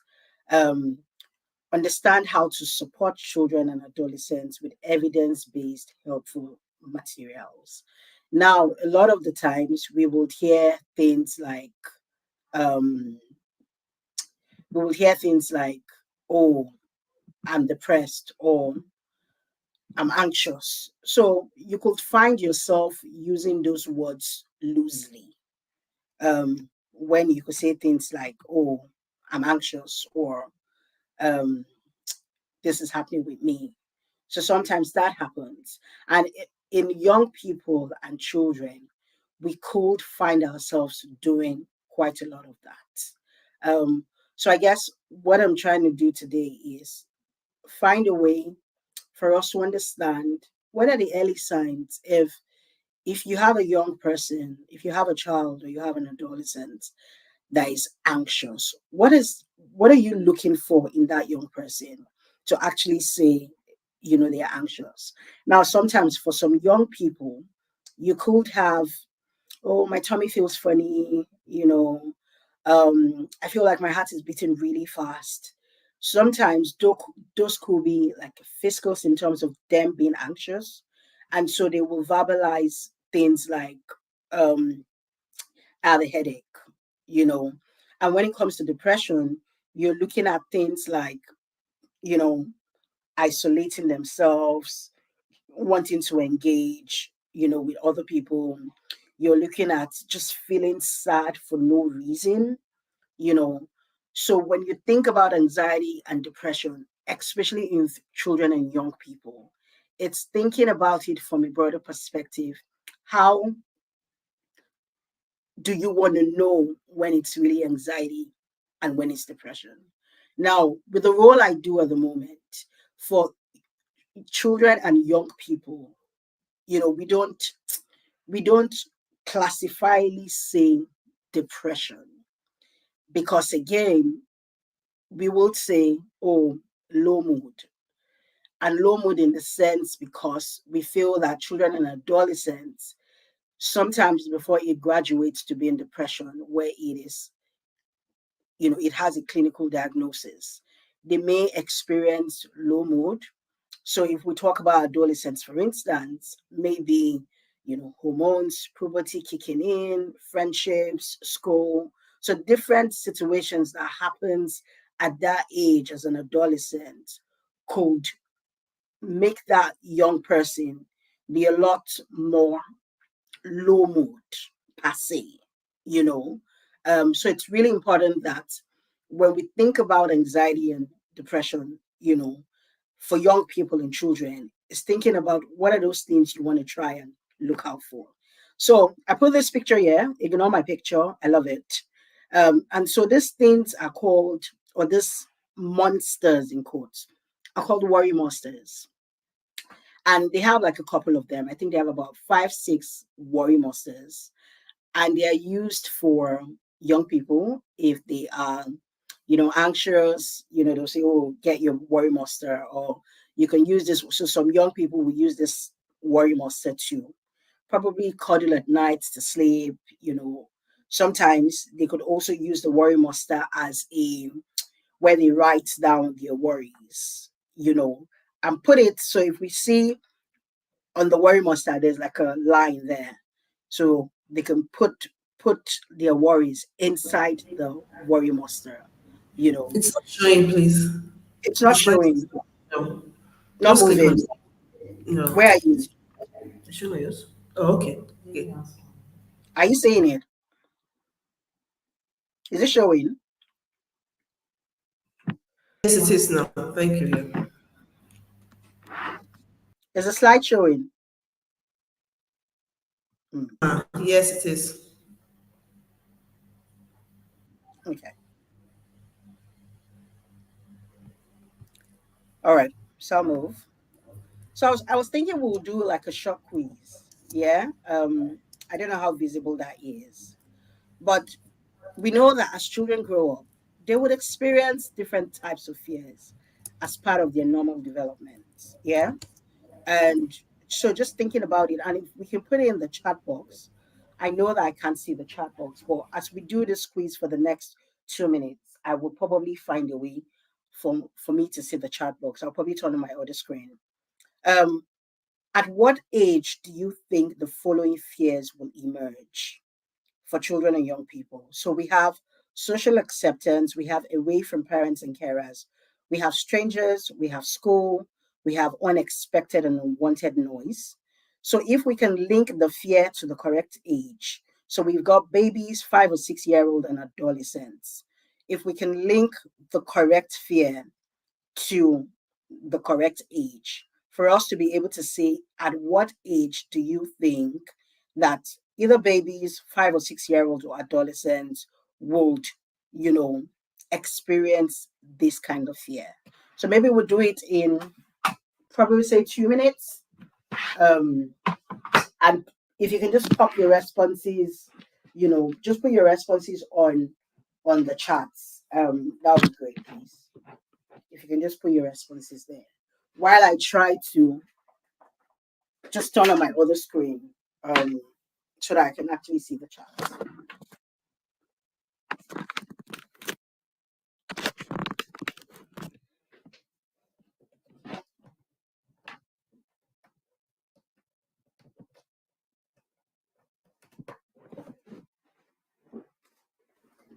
Your slide So is we're not linking moving. the Your fear slide is not to, moving. it's That not moving. particular.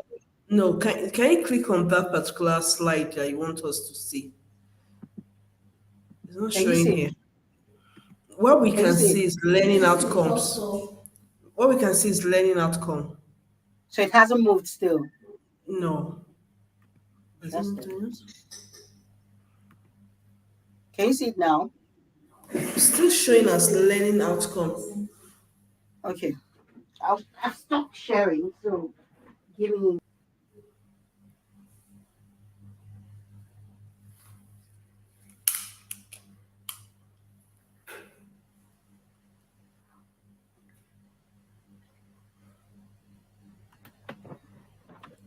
technology. Okay. So let's see.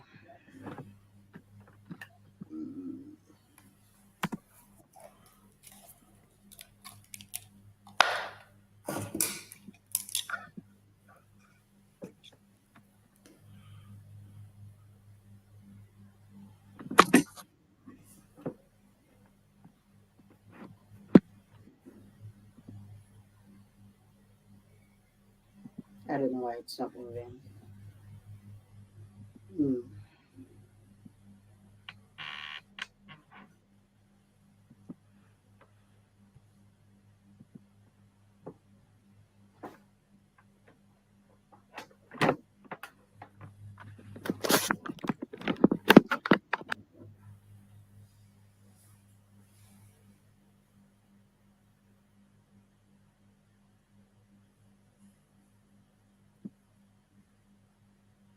Can you see it now?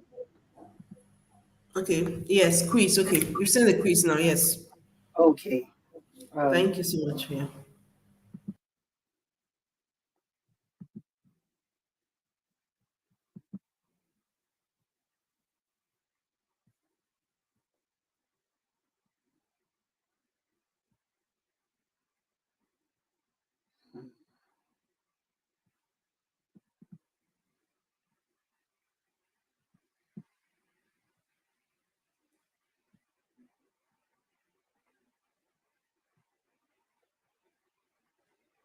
Okay. I think I'm good actually.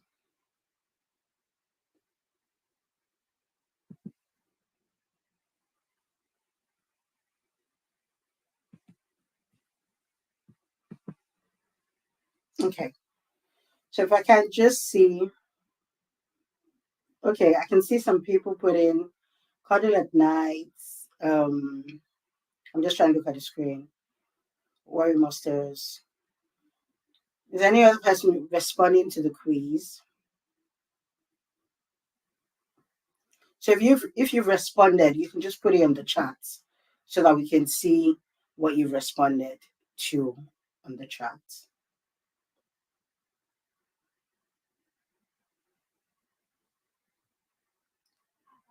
And I'll probably just go on um, so that we don't waste time. Okay. Thank you to people that responded. So what is anxiety? What is anxiety? And if you have an understanding of what anxiety is, if you can, just also keep the chat going. So anxiety is a normal human emotion. So even as adults, even if you're not a child or adolescent, we've all been adolescents or children at some point. But again, we do experience anxiety from time to time. So if you have a job interview, for instance, you could be anxious. If you have something new you want to do, there are different things that could make us anxious for whatever reason. So we know that it's a normal human emotion. And it's interesting because anxiety is also a way it it alerts our bodies. So it tells our body that, oh, there's something wrong or there's something that's going to happen. That's what it does. Um, so again, if you think about when you're anxious about something, what happens to you? You can find that your heart is beating really fast. You can find that maybe you're sweating, maybe you have headache, so you could find different things happen with you when you're anxious about something. So imagine a child or a young person being anxious about something, you know. And if you think about children and young people, what are the most things they are anxious about? So school, yeah, friendships. What else will a young person be anxious about? Meeting new people or meeting strangers. So it for every young person, there's something they could be anxious about. And I'm always saying, one size doesn't fit all. Because even if you have one young person anxious about school, or about friendships, another young person could be anxious about strangers. Yeah. Somebody has put their meeting strangers, school, you know. So think about a child and a young person when they are anxious. And think about yourself. When I'm anxious, what do I do? So according to NHS.uk, anxiety is a feeling of unease, such as worry or fear, that can be mild or severe. So In Nigeria today, people will say, "Oh, I'm anxious," or "I just feel really anxious," not really understanding that sometimes what we call anxiety is actually worry. We're actually not anxious, we're probably just worried. And because of time, we're not talking about worry, the difference between worry and anxiety today. But worry and anxiety are not the same thing. So if you think about it, when you worry, oh, I could worry about paying bills, I could worry about meeting someone tomorrow, I could worry about an interview, I could worry about different things. But ask yourself, when does your worry become anxiety? When is worry and anxiety? When can you say you are actually really anxious about something? So that's what anxiety is. It's normal, one. So even if you have a child or a young person that's anxious about something, the most one important way to manage it, which we'll probably see towards the end, is making them understand that it's a normal human reaction.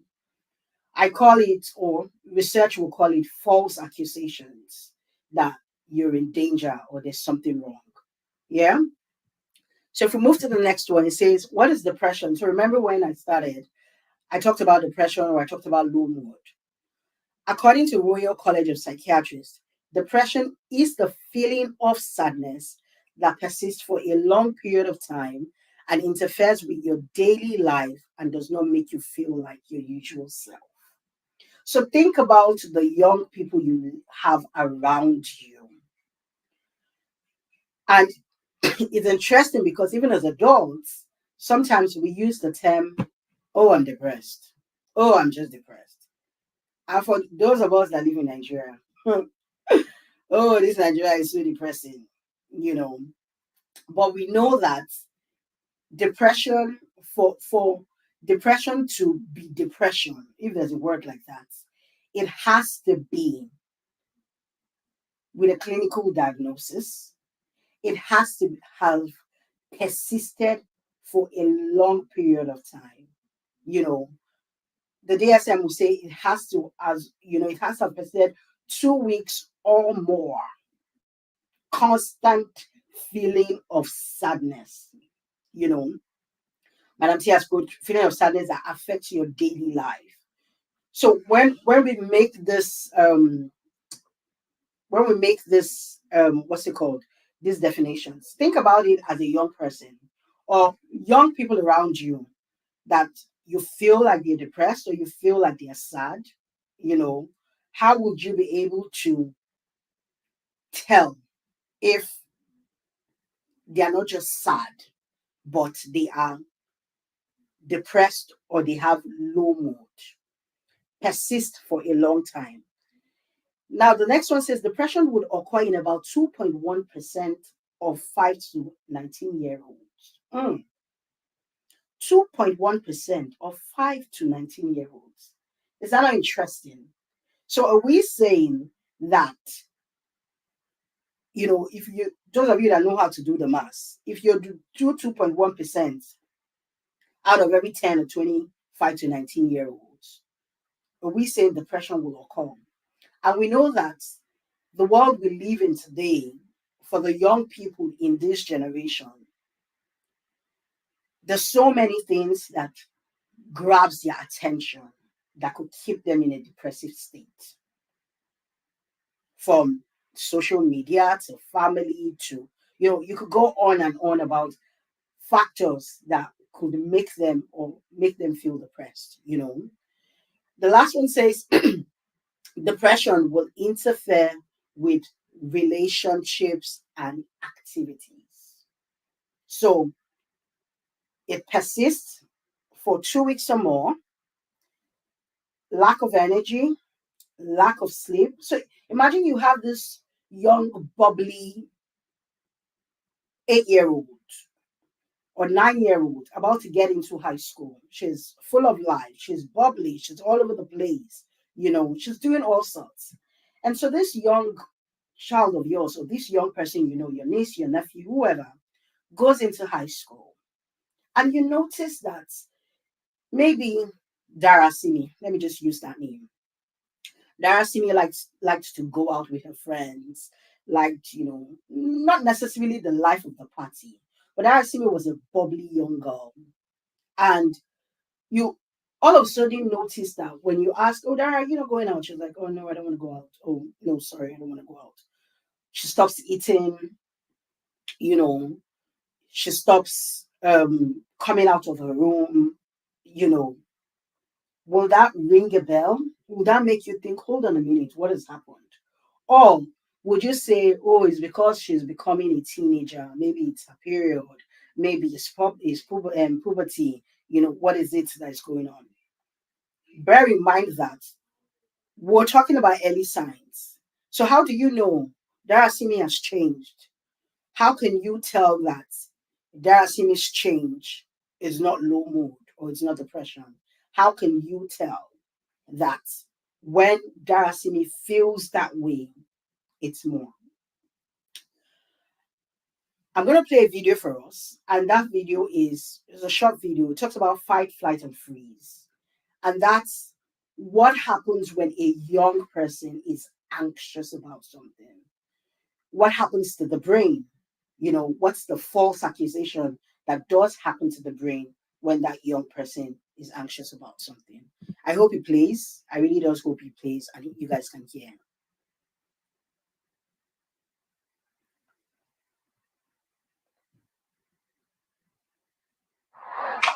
You know that scared or nervous feeling? Can you hear? If you can hear, just put a yes so that I can continue playing it. Yes, Can we we hear? can. Can we Yes. hear the sound? Yes, yes. Okay, awesome. You get when you have to do something you're not sure you can do? Or go somewhere you've never been before? That feeling is called anxiety. And it can feel a bit different for each person, but it usually doesn't feel very nice. Maybe your palms get sweaty, or your body tenses up, or maybe you get a tummy ache. Maybe you've heard of anxiety, or maybe you haven't, but you've definitely felt it before. Because everyone feels it sometimes. It's normal. You want to know something really weird about anxiety? It's actually trying to help you. It's true. All those uncomfortable feelings, those happen because your brain thinks you're in danger and it wants to protect you. When our muscles tense up and we sweat, it gets us ready to do a lot of exercise, which is helpful if you need to jump out of the way of a runaway train or wrestle a wolverine. Sometimes our minds go blank and we feel like we can't move or talk. That would be great if we needed to hide. Instead, we just feel stuck. When your brain does this, it's called fight, flight, or freeze. The problem is, sometimes your brain gets confused and it can't tell the difference between a charging moose and, say, going to a new school. Both things can be scary and cause anxiety. But there aren't any dangerous wild animals at a new school. Hopefully. Understanding where anxiety comes from is the first step in learning to deal with it. So the next time you're in one of those tough situations and you start to feel those feelings, like butterflies in your stomach, or sweaty palms, or it gets hard to talk or move, remember, there's nothing wrong with your body. You're just having normal feelings of anxiety, and they're actually trying to help, even if they're not very good at it sometimes. Okay, awesome. So that video was just to help buttress the initial part when we talked about seeing anxiety as a normal human emotion. So remember the Stone Age. I don't know who can remember the Stone Age, but remember the people in the Stone Age, what will they do? They lived in the open, yeah? And so they are either fighting, flighting, or freezing. And that's because they don't know the kind of danger that's going to happen in that open. They could have wild animals, they could have another clan come to meet them to fight against them.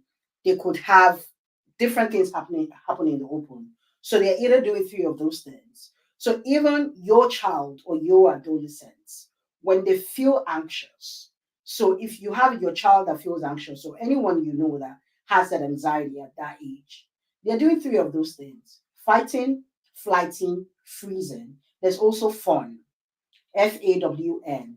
And why are they doing those things? So if someone is anxious about being in school, for instance, and they may be anxious, probably because they've been bullied. So maybe there are bullies in school that they've experienced that school is not necessarily doing anything about it. What do we think? They either fight. Fight could be that they go to school and I'm not talking about physical fighting. Fight could be no matter how anxious they are, they still find themselves in school to face whatever the situation is. They could either flight, so they start telling you, "Oh, I don't want to go to school," or "No, I don't want to go to school." They start giving you reasons why they don't want to go to school, or they could either freeze, not knowing what to do. But it's important that when you're explaining it to your child, because before we start talking about early warning signs, it's important to know what is actually this anxiety that we're talking about.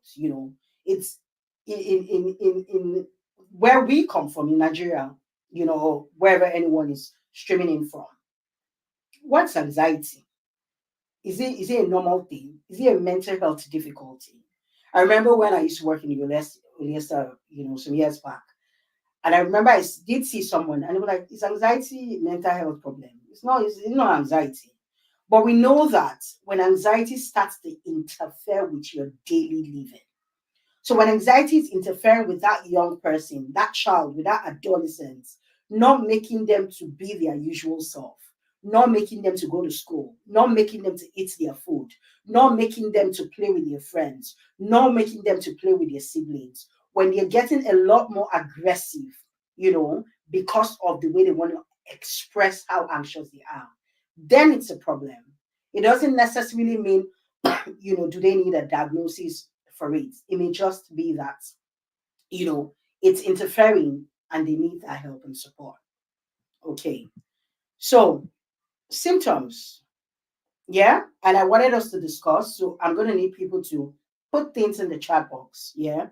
So, symptoms could either be physical, cognitive, behavioral, emotional in children and young people. So let's talk about it. What would we think physical symptoms of anxiety will be? Just put anything you think. What would be a physical symptom of anxiety? So if someone is physically anxious, what would be a physical symptom of anxiety? Just put what you think, the physical symptoms could be. We mentioned it before. What would a physical symptom of anxiety look like? If I get one response, then we'll move. What would a physical symptom of anxiety be? So if someone is physically anxious, yes. Heart beating really fast, yes. Heart beating fast, sweaty palms, headaches, nauseous, painful joints. Yeah, so we can go on and on. Cognitive. What would a cognitive symptom of anxiety be? Sometimes there's that negative thinking, negative feeling. Oh, I can't do it. All of those kind of things. Yeah, aggressiveness. Awesome. So if you think about cognition, if somebody is aggressive, just thinking about cognition, you know, um, there's that negative feeling. Oh, I don't think I can do this. I don't think I can ever make it. I don't think they will ever like me. Yeah.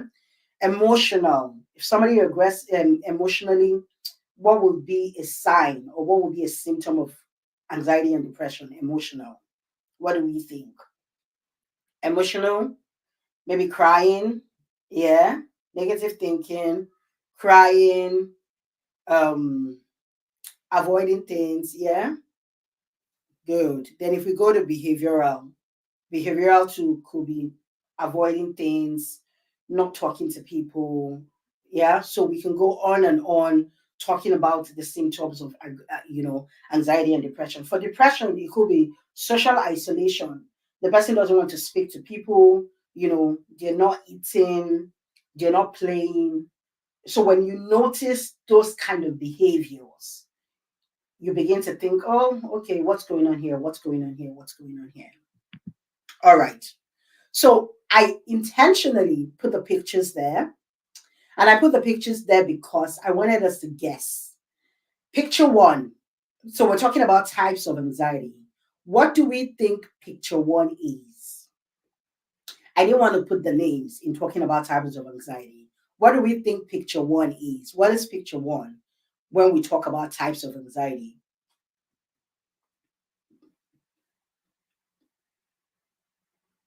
When we talk about types of anxiety, what do you think picture one will be?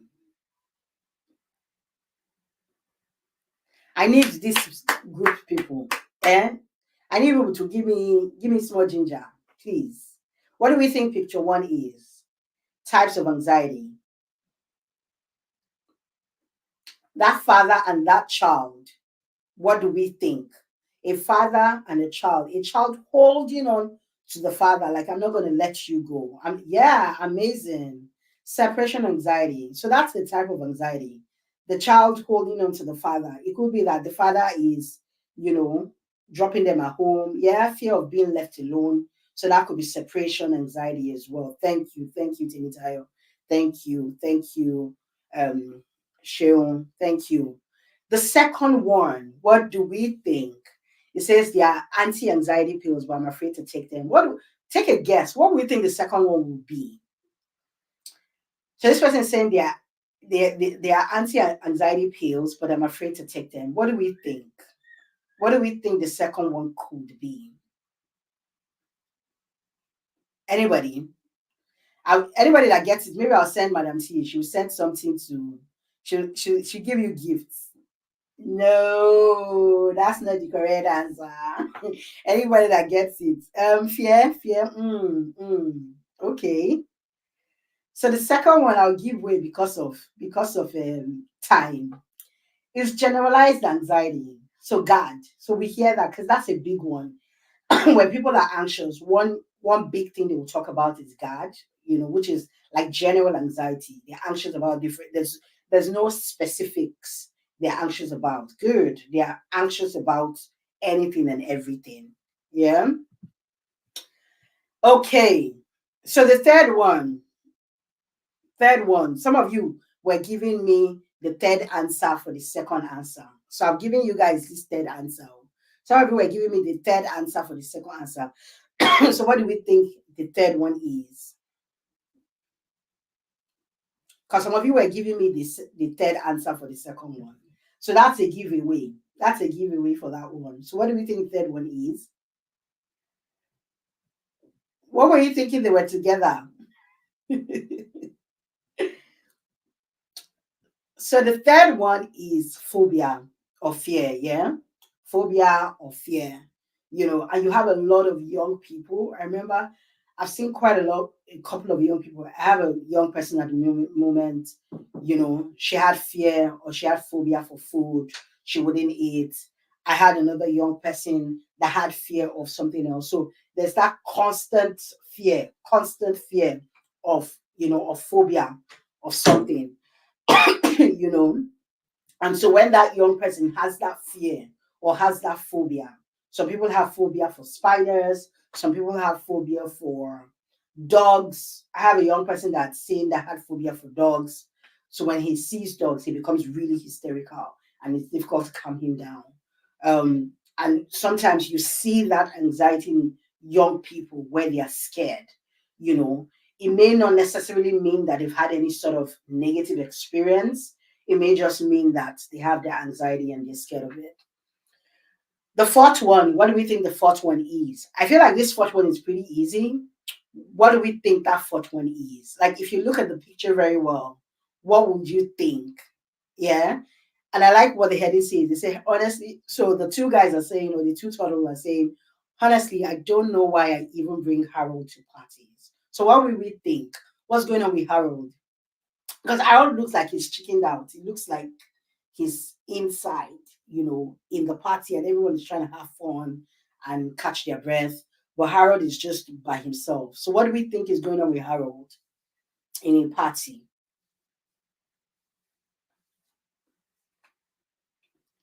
I'm waiting and waiting and waiting. What do we think is happening to Harold in the party? What sort of anxiety is Harold experiencing? Anybody?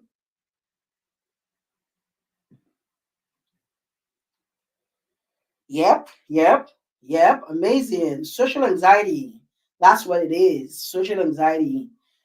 Just anxious about being out with other people, so social anxiety. Thank you. And we're going to the last two.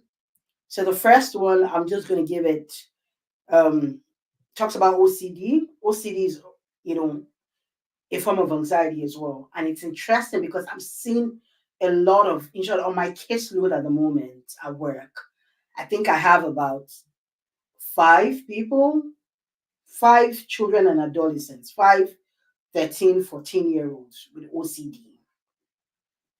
And we know what OCD is: obsessive compulsive disorder.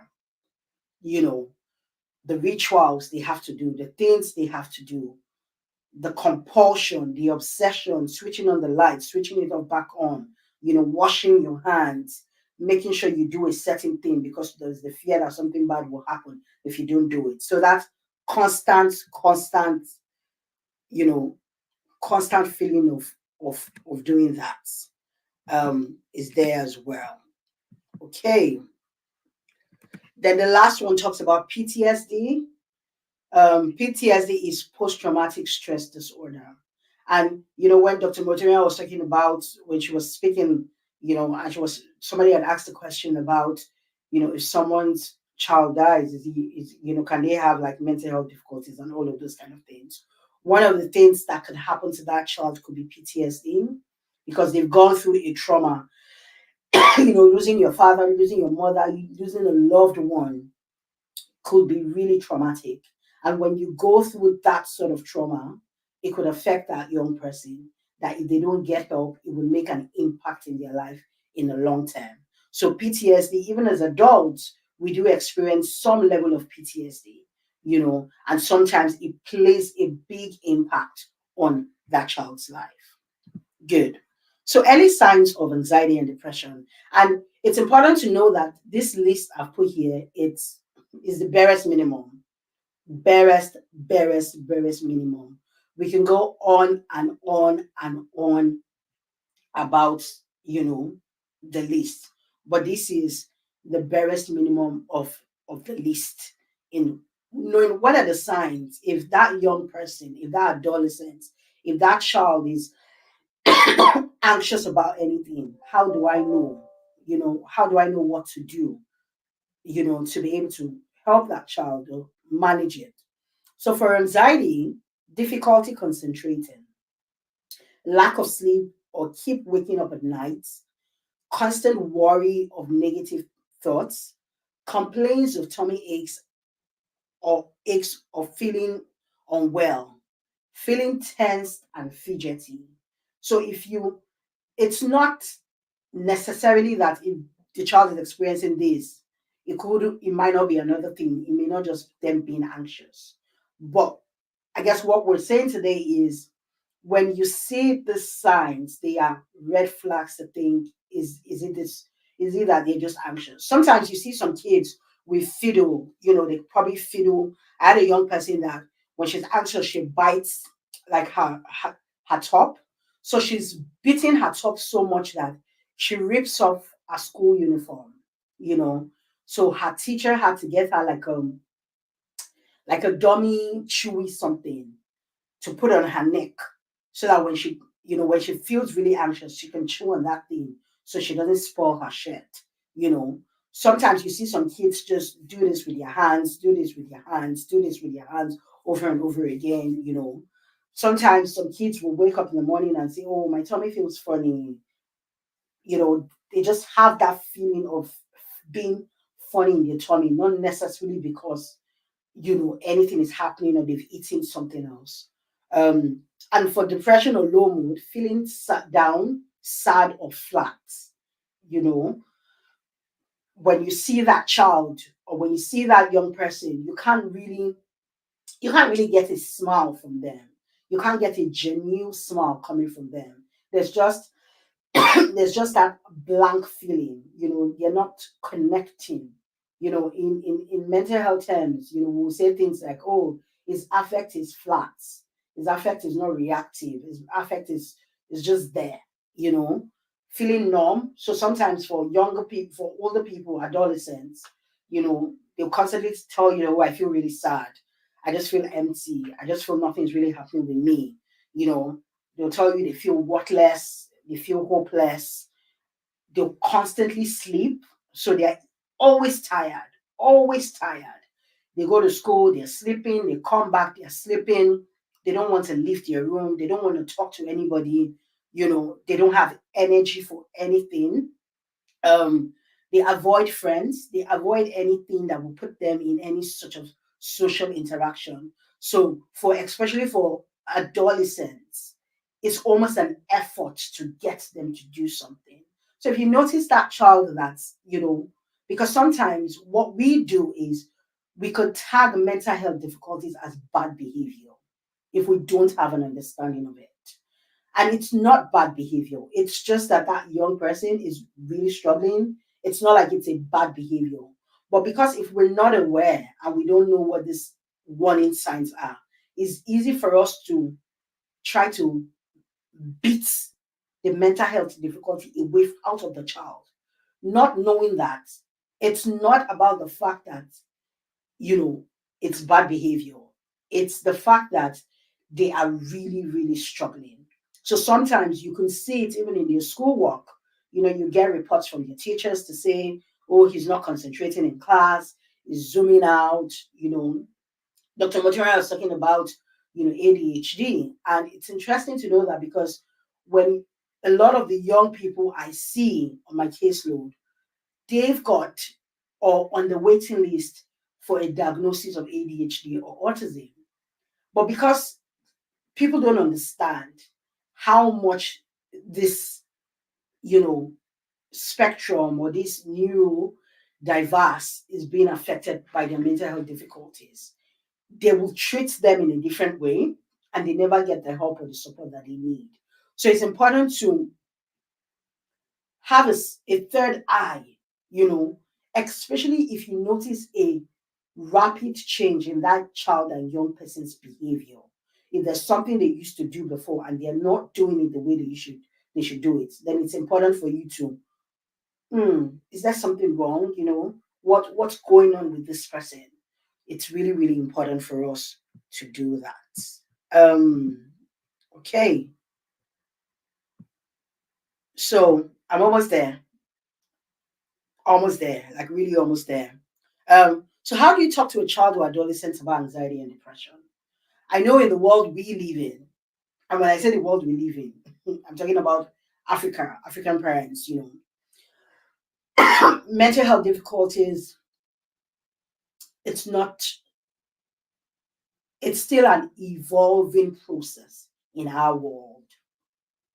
Thank God for places like, you know, Intersect, thank God for Sunshine Series, thank God for a lot of people that are doing some things that are trying to make mental health, bring mental health home and make it a lot aware for people. But as an African parent, you know, you don't, it's not as easy for us to have those conversations, even if we notice. More so, sometimes it's easy for us to hear friends and family that will say, oh, don't worry, he's just growing up, leave him alone, he'll be fine, you know, and ignore it. And when that child becomes an adult, their life is significantly impacted because they've struggled all through life with that difficulty, you know. So, how do you talk to a child or an adolescent? I think the first thing is listen and pay attention to the child or adolescent. What are they saying? Don't dismiss their feeling, don't push it away, you know.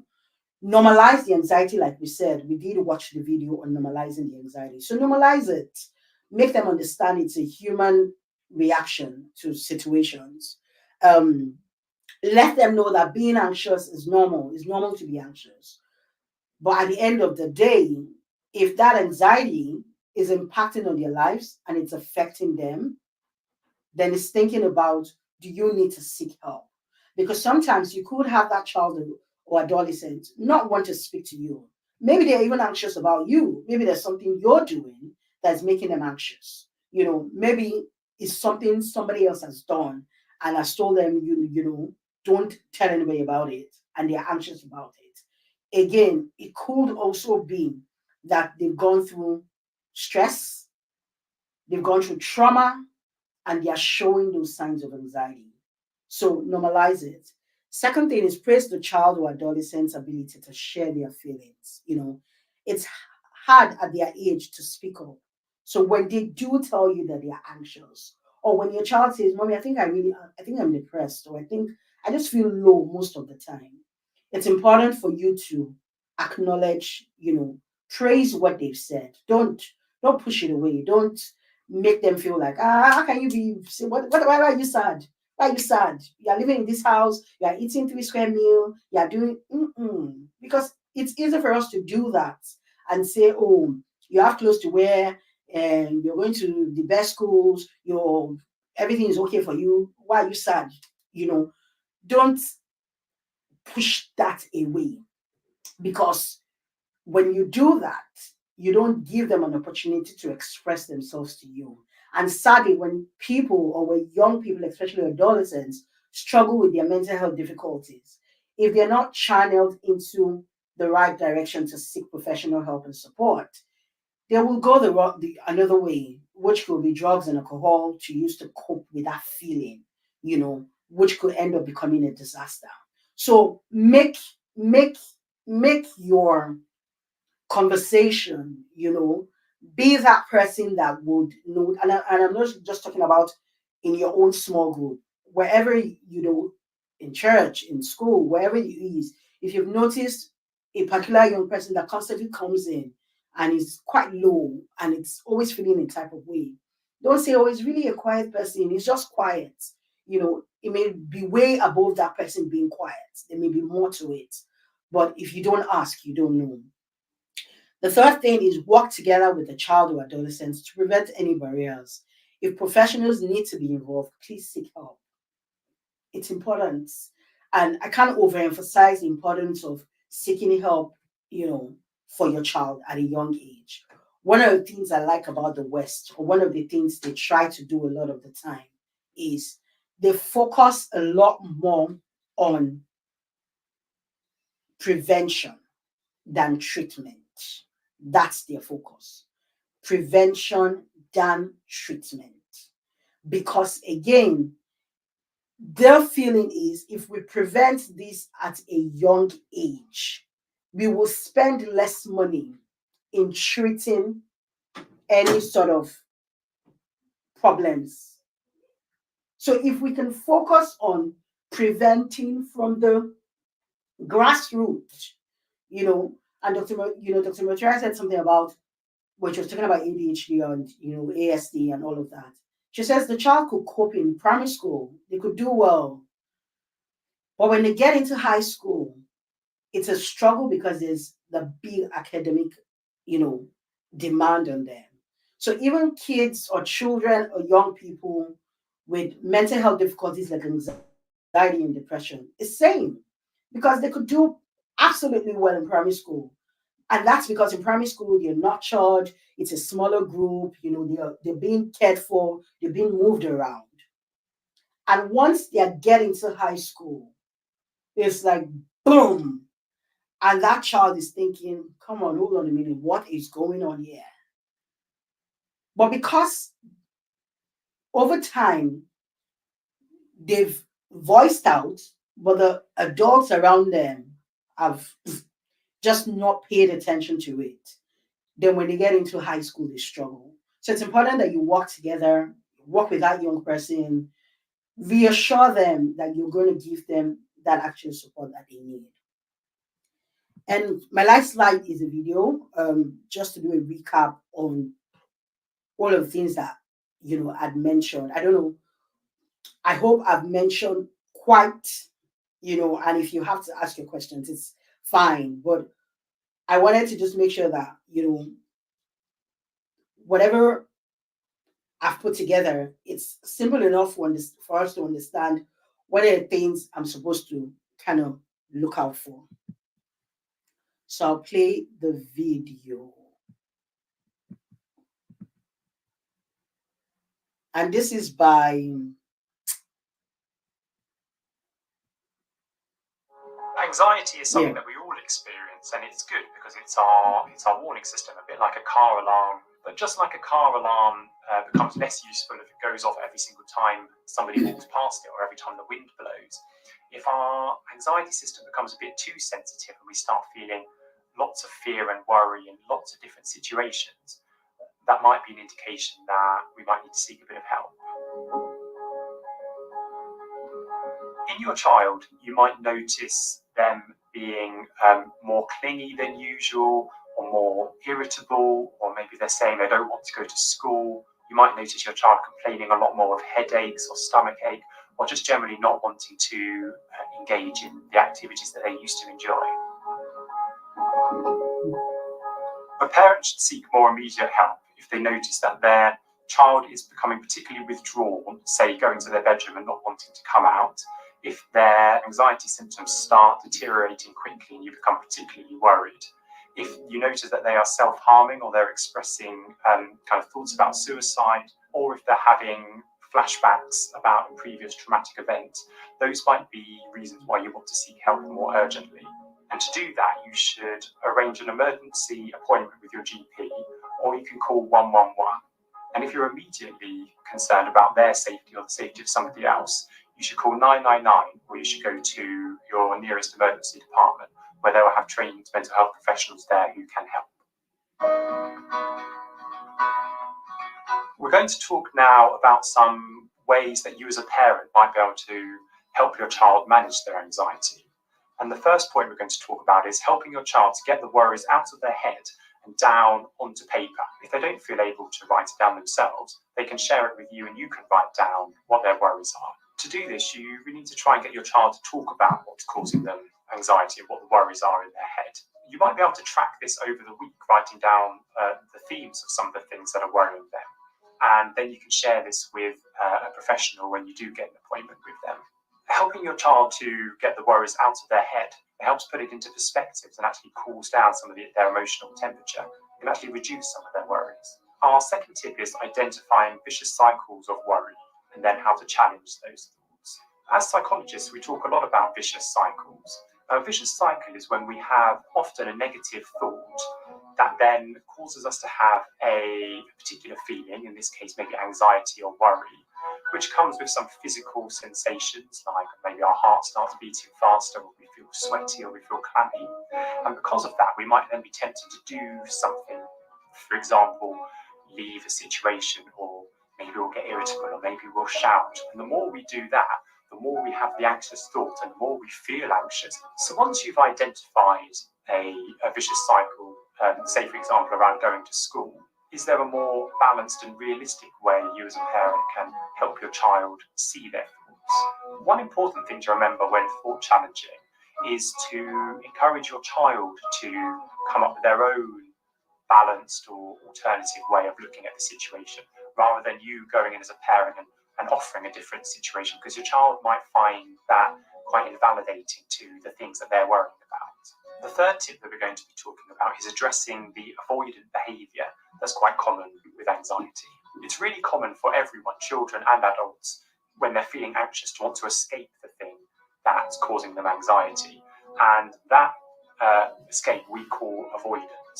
The main way to address avoidance at this stage is to notice the situations where your child is avoiding things, when the anxiety is telling them they can't do something. And Okay, so I decided to stop the video because again we have about 2 minutes, and I want to kind of wrap up. So again, the last part of the video will talk about addressing and what you need to do and all of those kind of things. I would say if you put down the video, if you could put down the name and you probably will find it, and probably just go back and watch, because again, sometimes when you identify the signs, what do you do? So we talked about identifying the signs, but what do you do after you've identified it? What do you do with that information? So it's going back to see what is a lot more practicable. I put some websites here as well, that you can help you if you need any sort of intervention you want to give that child. Thank you. All right. Thank you so much. Thank you so much, Miss Maria Salio. Thank you, thank you, thank you. We're able to pick a lot, and one thing that really that was you kept on reiterating is that anytime we see a change in behavior, we shouldn't just assume. We need to find out why. Why is this child doing this? And we need to stop with all this African mentality. Oh, how can you be depressed? I'm feeding you. So we need to stop doing that and get to the root of the problem. Thank you so much. Thank you. I don't think we have any question. Do we have any question? Please, if you have any question for her, can you just drop it in the chat box so she can answer one or two questions before she leaves? Okay, everyone is saying thank you. Everyone is saying thank you so much. Thank you, thank you, thank you. So I don't think we have any question, which means you really did justice to the topic. You covered everything they might have, had in mind to ask you at the beginning. Thank you very much, Ma. Thank Thank you. you. Thanks for having All me. right. Yes. Bye-bye. Bye. Yeah. Okay.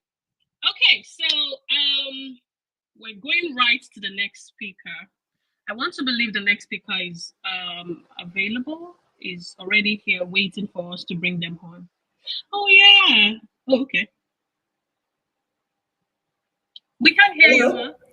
Okay, sorry Okay. about that. So the next speaker will be joining us. I am looking for her in the backstage. I haven't seen her, but Oh, I have a slide. So let's just wait 1 or 2 minutes. Let me see. I'm waiting for her in the back stage. I've not seen her yet, but let me just send a message to her. But I have a slide. She sent a slide to me.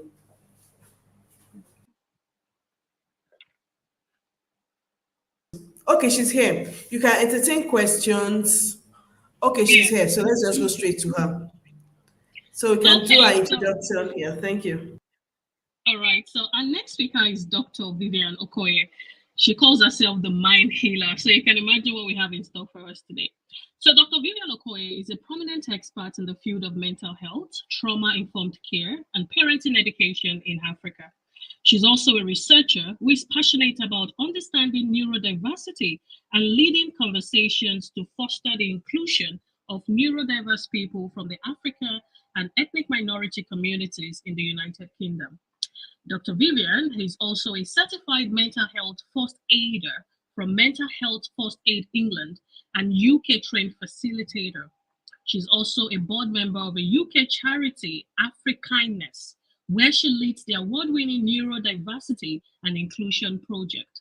She fondly refers to herself as the mind healer. Please let us jam our hands together for Dr. Vivian Okoye. Hi. You're Good welcome. evening. Thank you. Thank you Good so much. evening. Thank you Yeah. for having me. Super excited and honored to be here. This a well thought out program, and it is right on time. I feel like this is a conversation we should be having as mental health challenges, especially in children and adolescent, has been quite ignored or has been quite underplayed. So kudos to the smart parenting team for putting this together, and I'm happy to be here with all of you. And this evening, we just want to, my assignment is for us to talk through the effects of trauma on children and adolescents, because this can be misunderstood. This can understanding this and understanding how trauma works or how trauma can impact a young person can really be the game changer in the relationship that you have with your child, your adolescent or your young person. I'll predominantly use young people in this conversation because I believe we're not speaking only to parents, we're speaking to professionals, we're speaking to teachers, we're speaking to coaches. So if you work with a young person in any capacity, right, this can really turn around the relationship or how you approach challenging behaviors or how you perceive it, to shift your perspective as to how you perceive some of the challenging behaviors that we see in children and adolescents, right? So let's even start from the basis. What do we understand by trauma? What do you understand by trauma? And if you don't mind, you can use the chat. Just share in your own understanding, what do you understand by trauma, right? And I would try as much as possible what I have tried. Pardon my amateur slides. I had to quickly put this together. But what I have tried to do in this conversation is to have this. I know that a lot of times when we talk about trauma, it sounds like we're speaking big English, and most times it appears not to be practical. It appears to leave you with more questions than answers. So I have tried as much as possible to make this, in a layman language, so that we can understand it, we can relate, and we can leave this session with, practical things that we can do. And please engage with me as much as possible. Put in your questions if there is anything that you need clarification with, right? So I've said here that trauma is a distressing and disturbing events that overwhelm an individual's ability to cope. So, in simple terms, right, trauma is anything that is bigger than your ability to actually cope. So it's an event or an experience that happens to you that exceeds your capacity to cope with it, right? And most times when children, because we're talking about children and adolescents now, most times when children experience traumatic events or have traumatic experiences, because the adults in their life are looking at those experiences and judging those experiences from their ability as adults, what happens is that you minimize it. So a child goes through as an experience that has exceeded their capacity to cope based on their capacity as a child, right? But an adult is now looking at it and saying, is it only because of this thing? Come off it, move on. It's not a big deal. You as an adult, you're judging that experience that that child has had based on your adult's capacity, based on your cognition, based on your ability to filter information. But this child that has gone through this experience doesn't have those capacity, right? And trauma is largely based on the victim perception and interpretation of the said experience. So there's a saying that trauma is not about what happened to you, right? Trauma is about how you perceived what happened to you, how you interpreted what happened to you, and how that thing is affecting you in your life, right? So two people can have the same experiences and come out of it. One person experiences it as a trauma and the other person is able to bounce back. And there are many factors that contribute to this, right? Because I've had instances where a client will say, and I'm talking about adult clients now, not even young people. I've had a client who would say to me, well, me and my siblings, we grew up in the same family, but they're not having these challenges that I'm having. And I'm like, you and your sibling are not the same people, right? You might have experienced your parents, grown up in the same family, but both of you experience your parents in a different way, right?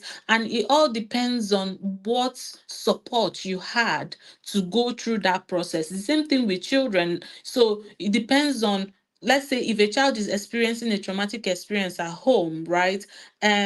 What can help them bounce back from it is, the support that they have. And this support can be in form of other friendships they have. It can be that they have a teacher who is a safe space at school, and there are many factors, their personalities. So there's a child who will experience one thing and will bounce back quickly, and another child will experience the same thing and will not, and would interpret it and catastrophize it, and then it results to many different things. So That is that. So when we talk about trauma in children and young people, and why is it critical? Can I still get the slide?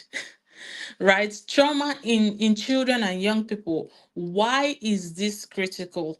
Right? So 90% of brain development happens in childhood, right? There are many different accounts based on research. Some people say in the first 5 years, some people say in the first 7 years, but really 90% of the brain development, of the brain wiring, of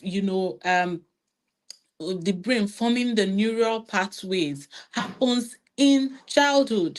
And what happens is that as these brains are forming, the experiences that happen in this space of time can become like a person's factory setting, right? So if for example, during this time, a child's predominant experience is making them feel like I am not safe in the world, right? That child, that experience doesn't just end in childhood. That experience continues with this person in adulthood, right? It just goes on and on because it has formed their belief. Their brain has adapted to that mode of operation during that form of development because it was a repeated experience. If a child's predominant experience put them in flight or fight mode, right, where they don't feel safe, where they're always reactive, right, even after that experience is far gone, because the brain has sucked it in as a mode of operation, as factory setting, that mode of operation continues with this person even when they go into adulthood, right? So for example, a lot of us here, there are many things that we try to stop. So since I'm speaking predominantly to parents, let's talk about, for example, yelling, right? How many times have you promised yourself to stop yelling? You consciously promise yourself that, and you say, oh, I'm going to stop this. But you promise yourself today, and before noon today, you have found yourself repeating the same cycle because it is a subconscious behavior, because it is part of your factory setting, because it is based on repeated experiences that have happened in your life and even in your early life. So this is how trauma happens, and this is why it is important that the things that happen in early childhood, in adolescent years, are the experiences that we expose our children to, the experiences that we try to protect them from. Our interaction with them is really, really important because we understand that the brain development is happening, and these experiences consolidate and then become their subconscious, and how they show up to the world and how they respond, how they perceive things, and how they the beliefs they have, right? So it is really, really important. And another reason why you know trauma in childhood is also very critical is because children do not have the ability to give context to experiences. So for example, if trauma happened in adult, if a traumatic experience happens in adulthood, by that time your brain has fully developed, you have the logic, you have the regulation, so you're able to give context to the experience to say, okay, maybe this is why this happened, or oh, maybe this experience is not about me, is this person projecting, right? So for example, if you're yelling at a 6-year old, for example, or if you're yelling at a 10-year old, in your mind you're trying to correct them, in your mind you have a good motive, right? But what the child soaks in that experience 100%. That child at that moment is not thinking, oh, my mom is trying to help me, oh, my mom is trying to correct my behavior. What that child is thinking is, there is this person that is 3 times bigger than me, that is hollering over me and shouting at my head, this is scary, I must be stupid, this person must hate me, depending. And this is depending on how that child experiences that, how that child feels about that situation or event, and their interpretation of it, and they take it hook, line, and sinker. And if that becomes a repeated experience for them, they soak it in, it forms a belief for them, and they start to operate, based on, their interpretation or conclusion of that experience, right? Yeah. Um, Next one. So let's talk about effect, because that's really I just wanted to give us a bit of context there, right? So let's talk about effects of childhood trauma, because that's really what we want to talk about. And here I said there are, is it six or five? Forgive me, I think it's five that is here. Forgive my neurodivergent brain. Anyway, so effects of childhood trauma, right? The previous slides. So there are many ways that trauma can affect a person. Now, children are young people, right? So it can affect their attachment development, and we'll talk about what this is and what it looks like, what it might look like in everyday relationship. It can affect their emotional regulation. It can affect their behavioral regulation. It can affect their cognition, and it can affect their self identity. I know I've spoken too much English, right? But wait, the next slide. So when we talk about attachment, every individual, right, who had a good childhood is said to have what we call secure attachment. That is, you have healthy relationship, you experience yourself, you experience others, and you experience the world in a healthy way, right? So you have a healthy view of yourself, so you feel that you are worthy and you are accepted, right? You have a very healthy view of others. You can trust others, you can attach to others without the fear, without the fear of losing them, without the fear of their opinion about you, without trying to please so that you lose them, right? You have a view of the world as a safe place, and like you have that sense of safety in yourself and in your environment. But these three things are distorted when a person experiences a traumatic, has a traumatic experience, or goes through a traumatic event, right?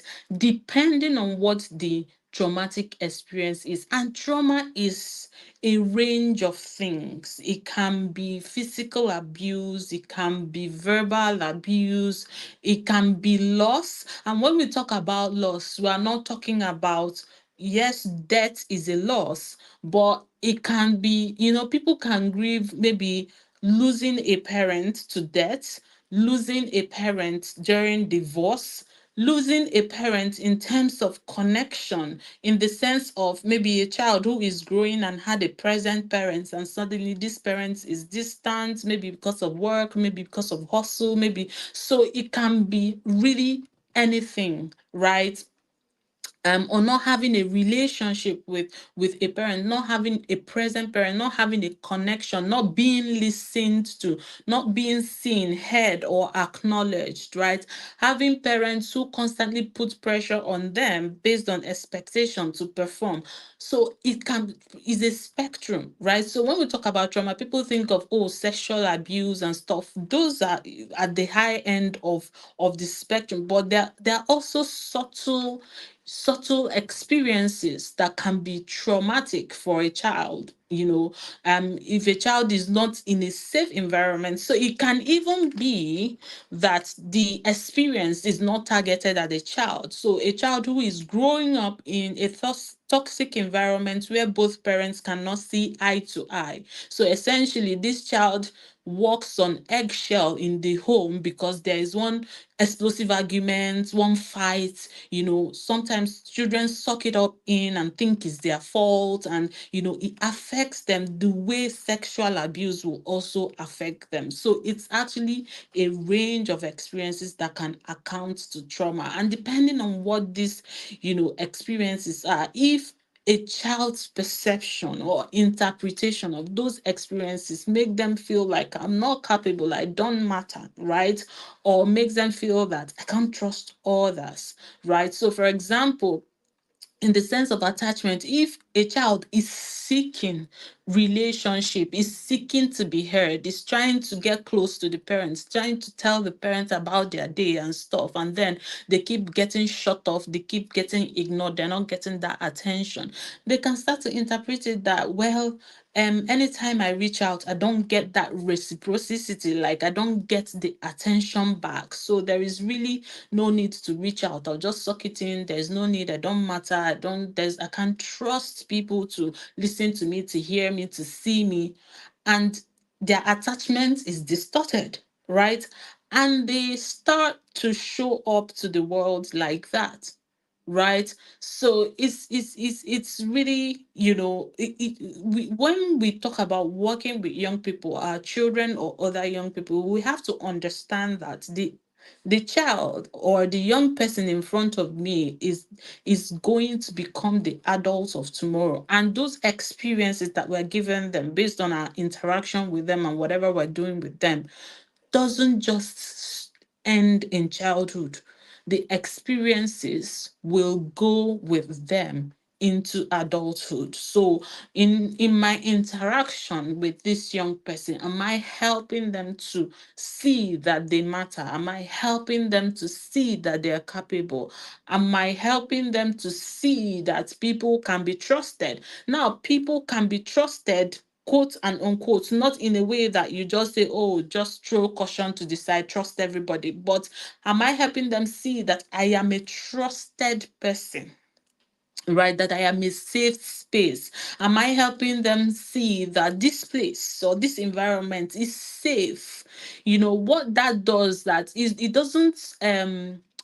doesn't cloud their sense of judgment. For people who might be thinking that, it doesn't cloud their sense of judgment. It just helps them have that sense of safety where they can feel grounded, where they can feel, where they can actually feel that even if the world is a bad place, I have this safe space, and I can find safety here. And that does something, for a young person, right?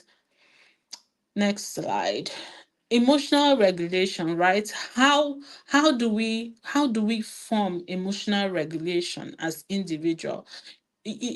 Emotional regulation really starts, it is something that we build up. You don't just wake up and you find that your emotions are regulated. You don't just become an adult. Most of us are learning it now as adults because nobody taught us and nobody created the space, for us to really learn. We were not allowed to express our emotions. We were not allowed to we were not taught how to regulate our emotions. There were emotions that were frowned at, so we suppressed them. But the problem with suppressed emotion is that it doesn't go away, it just takes another shape or form. So with our young people, when they experience trauma, right, what trauma does is that trauma affects the nervous system. So you have your nervous system, you have the nervous system that's the nervous system. When you have an experience that is threatening, or that your brain perceives as threatening, that your brain perceives as danger. So still using that example of a child who is growing up in a toxic and volatile home, right? If that child is coming back home and then next thing the child hears is a smashing of bottle on the wall, that's another fight, right? The brain sends a signal to the nervous system, and that child is all alert because there is danger. Who knows what is happening? So they're in stress mode, they're in heightened mode, right? The natural system or mechanism of the body is that once you are heightened in that stress mode, after the stress, which is supposed to last a short time, your body comes back to resting state, right? And then you come back to ground zero, and that is resting state. But for a person who is growing up in this kind of environment where this stress mode is a constant state that they are in, right? For some people, it can be at homes, for some people, it can be in school, for some people. So imagine young people who are growing up with their abuser present, right? So this is something or an experience. Excuse me, I'm walking, please. Can you move? So this is an experience that is causing you stress, right? Um and you're in that space constantly. So what that means is that you are your body system, you're activated every point in time. So you are more in stress mode than in resting state, right? So, and depending on how your body is reacting to that stress mode, you can be in fight, flight, freeze, or fawn mode, depending on your adaptation to that stress mode. So, if when your body is in stress mode, your way of handling it is to fight. So fight can be like crying, shouting, kicking and stuff, right? Flight can be like shutting down. So for example, I grew up in a volatile home myself, right? And my response was, I remember as a young teenager, right? My room was very dark. As like I would lock the window, I would just cover myself with blanket because I didn't want to hear the arguments. I didn't want to know what was happening. So my response to that stress was freeze, right? So some people is flight, some people is fight. So some people it will be that they don't want to come back to that space, right? Or they disconnect or they dissociate. They are here, but their mind is not here. So when that is your constant state, right, that becomes the way that you respond to stress, even outside of that situation. I don't know if you get what I mean, right? So when that was your trauma and that was your experience in childhood, and this was how you learned to adapt and respond to that experience in childhood to help you cope, to help you manage it, right? So if a child is in that space where, this is their stress and how they have learned to manage that stress is to cry, for example, or to shut it down, right? Or to just disconnect and dissociate. That is how they responded, right? They they would respond that way to any other thing that causes them stress in life because that is how they have learned to manage their stress. They cannot regulate themselves. They don't know how to bring their body back to rest or bring their nervous system back to rest. So if they go to school and there's something that causes them stress because it is the same signal that your brain will send to your nervous system. Your brain doesn't filter to say, okay, this stress is happening at home. Okay, this stress is happening in school. Oh, this stress is not the same one that is happening at home. What your brain tells you is there is danger, right? There's something that has happened. That thing signals to you we're in danger.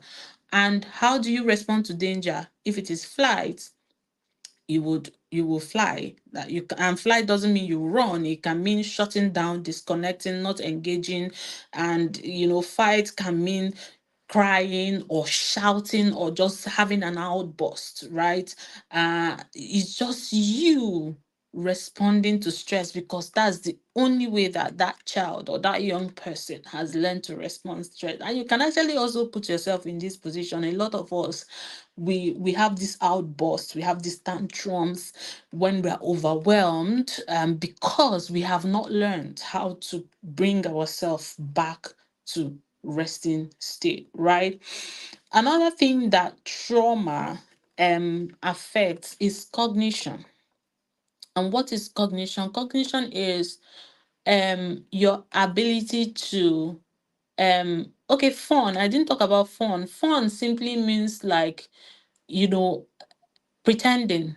Like if some people, their way of handling stress is adapting to the situation, people pleasing and those kind of things. Okay, this situation is stressful, maybe I'll just adapt myself, maybe I'll just change myself a bit, maybe I'll just fit into it and act like everything is normal. So there are some children that will respond to that, and their own response to this situation is people pleasing and stuff like that.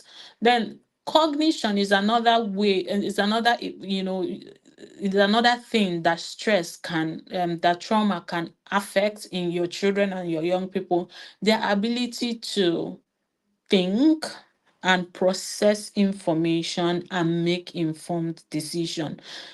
Trauma can impact on this because, when a child is growing, like I said earlier, the brain is developing, right? And the brain develops from down upwards. So we have downstairs brain and upstairs brain, right? At birth, your brain starts from the downstairs brain developing, right? You're more emotional, you're on survival. The brain is just the part that helps you survive, emotional. You don't have the part of the brain that helps you think, that helps you regulate, that helps you articulate, and helps you process information. Though that part of the brain starts to develop later on in life, right? So what happens again is that if a person is in in a space where they are experiencing trauma, right? Because you're using your brain and all your effort to actually be in survival, to actually handle this situation that is overwhelming you, right?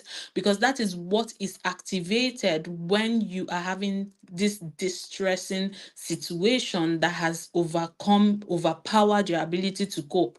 You go back to your survival brain, you go back to the downstairs brain, because these things trigger your emotions. You go back to the emotional brain.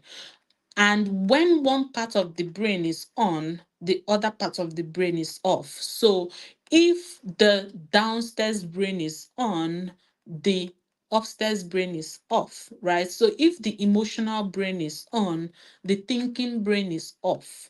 This is why when you're angry, you're not thinking. So if you're very, very angry, when after you have had your outburst and shouting and maybe breaking things or fighting or doing, depending on how you respond to anger, you now, after some time, you will now pause, and it's almost like what just happened, right? Because at that moment when you were angry, it was your downstairs brain functioning. It was your emotional brain at work, and your thinking brain was switched off, right? Has taken the backstage. So this is the way that it is with trauma. When a child is in a state of trauma, and if that is a predominant experience for them, what is happening is that most of the time it is their downstairs brain that is working. They are in survival mode, they are using their emotional brain, and their upstairs and thinking brain is not being used, is not being activated, is not being strengthened. So this downstairs brain is being strengthened because in brain science they say the brain that the part of the brain that you use the more is the part that is strengthened, right? So you find out that because this is a time where brain development is happening again, so that part of the brain that is the downstairs brain, that is the emotional brain, becomes the one that is strengthening this child, and the part of the brain for thinking, for logic, for processing information is taking the back seat. This is why you can see a very bright child who is very, very smart, who is very, very good in academics, doing well, and then maybe something happens at home, maybe the parents marriage breakup, and you find out that this child starts almost lagging back in school and stuff, because at that point they're in trauma mode, because it's now the survival, the emotional part of the brain that is functioning, and the upstairs brain is not really being utilized as much. So that part of the brain will suffer, right? So when we think about all of this, you can then see that if a child doesn't feel secure, for example, based on the traumatic experience that they have, or if a young person doesn't feel secured, doesn't feel that they're safe in their environment, doesn't feel that they matter, right? If they are they don't have the capacity to regulate their emotion, because this is how trauma impacts, right? That means they would be emotional, they are likely to be emotionally dysregulated. If they don't have the cognition to think through information and to make the right decision, this means that they're not thinking through the consequences of their action. They're mostly like, acting based on their feeling, right? So we can conclude that this will show in their behavior, this will show in how they relate to people, this will show in the things they say and do, not necessarily because this is what they want to do, but because this is how their experiences has shaped them. And now they now start showing up to people and showing up to the world based on these experiences and what these experiences has done to them. Not necessarily that they sat down and said, this is how I'm going to show up to the world, or I'm going to just give my parents a tough time today, or I'm not going to follow instruction today, or I'm just going to be mean to everybody, or I'm just going to bully everybody. They're not showing up because they sat down to say, well, I'm going to do this and that's what I'm going to do. They're showing up because the experiences that they have had, they're showing up that way because the experiences that they have had has made them that way, has made them very dysregulated, out of their body, in survival mode, has made them not to have the capacity to actually think through their actions and what the consequences might be, has made them not to feel safe with people. And what people who don't feel safe with people do is that they push people away with their behavior, right? Because they don't want rejection, they don't feel securely attached. Why do I want to feel safe with you and tell you all my problem and tell you things, and then tomorrow you leave me or you abandon me when I need you? So they will just try to do things that will make you think that they are bad and then push you away.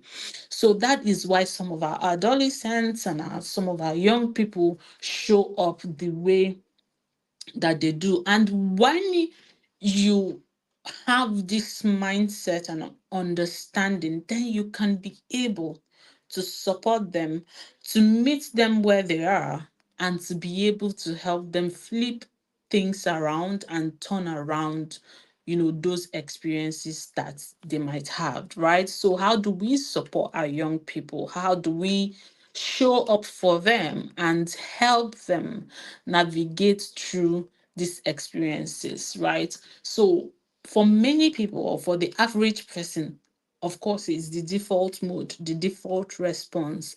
But the best way to show up and to support our young people is by understanding trauma, right? Understanding, like, all these conversations that we have had, understanding what trauma can do to our young people and how trauma would impact them, and how trauma would inform their behaviors and their interactions with us, and then using the trauma informed model to engage with them and to help them move to where you want them to go with you, right? So what does the default mode look like? So default mode, is that most times if you have young people around you, when they exhibit some of this behavior, we feel like we assume that those behaviors are by choice. So you hear things like, they know what they're doing. These children, they know what they're doing. It might appear like they know what they're doing, but are they making a conscious choice, right? They're not making a conscious choice. It's almost like addiction, right? People who are addicted to something know that, that thing is probably killing them. That thing is probably reducing the quality of their life. And trust me, every day they want to stop it. But because it's a subconscious behavior, because it's a behavior that became like a factory setting based on experiences that have been stored in the brain, even when logically they want to change it, their subconscious would override. So they may not be able to change it. It's just how they respond based on perception, based on stimuli, based on the things that are happening around them, right? And some people would think that using rewards and consequences can help when you're working with a child who can logically make an informed decision. But a child who is acting based on trauma, or who is having a trauma response, your rewards and your consequences may not really work as much, right? And some people have the blanket approach, and blanket approach means, what you just feel that what has worked for one person or one child or one young person can work for another young person. Trauma informed approach tries to help you understand that trauma is a unique experience, right? So for example, if you're working with a young person, like what I said when I started, you're working with a young person, and they've had the same experience. So you feel like, oh, you people, both of you had the same experience. Why is your own different? Why are you acting like this? This person, the same thing happened to you, happened to them as well, but they're not acting like this. That is not trauma-informed approach. Trauma is a unique experience based on how the person experienced it, what it did to them, how it changed them, and how based on that experience, they are now showing up to the world, right? So blanket approach will not work. What do we do instead? We want to use the trauma-informed model. And what does the trauma-informed model tell us to do? It tells us to see behavior as communication. Can I get the next slide, please? It tells us to, see every behavior as communication, right? Everything a young person does is trying to tell you something. So you want to stay curious about, why are they doing this? Where is this coming from? And what are they trying to tell me? You have to stay curious, and you have to focus on the child in front of you, focus on them, and on what that experience in the moment is telling you, what that behavior, what their interaction with you is telling you. And then provide relationship. Relationship heals trauma, right? So you want to provide relationship. This is very, very tough because we are in a culture where our relationship is conditional. So if you're good, then I'm good to you. But if you're not good, then you don't get my love, you don't get my attention. But then what we're doing, coming what we're doing is that we are reinforcing to that young person that that they don't matter, right? But if we are able to see that, yes, I may not like this behavior, this is challenging for me, right? But we're helping that young person to say, well, this is tough for me at the moment, but I am still here when you're ready to have that conversation. I am still here when you're ready to, for me to help you. Or you're even saying things like, I cannot help you if I don't understand what you're trying to tell me. I cannot help you if you're not telling me anything. Um, it's really in helping and communicating that, regardless of how tough and challenging these things might be in this moment, I'm still providing this space. I'm still providing this safe space. I can still be your safe space, when you need it, right? I work with really, really, really, really challenging, children here in the UK. And I can tell you that relationship changes everything.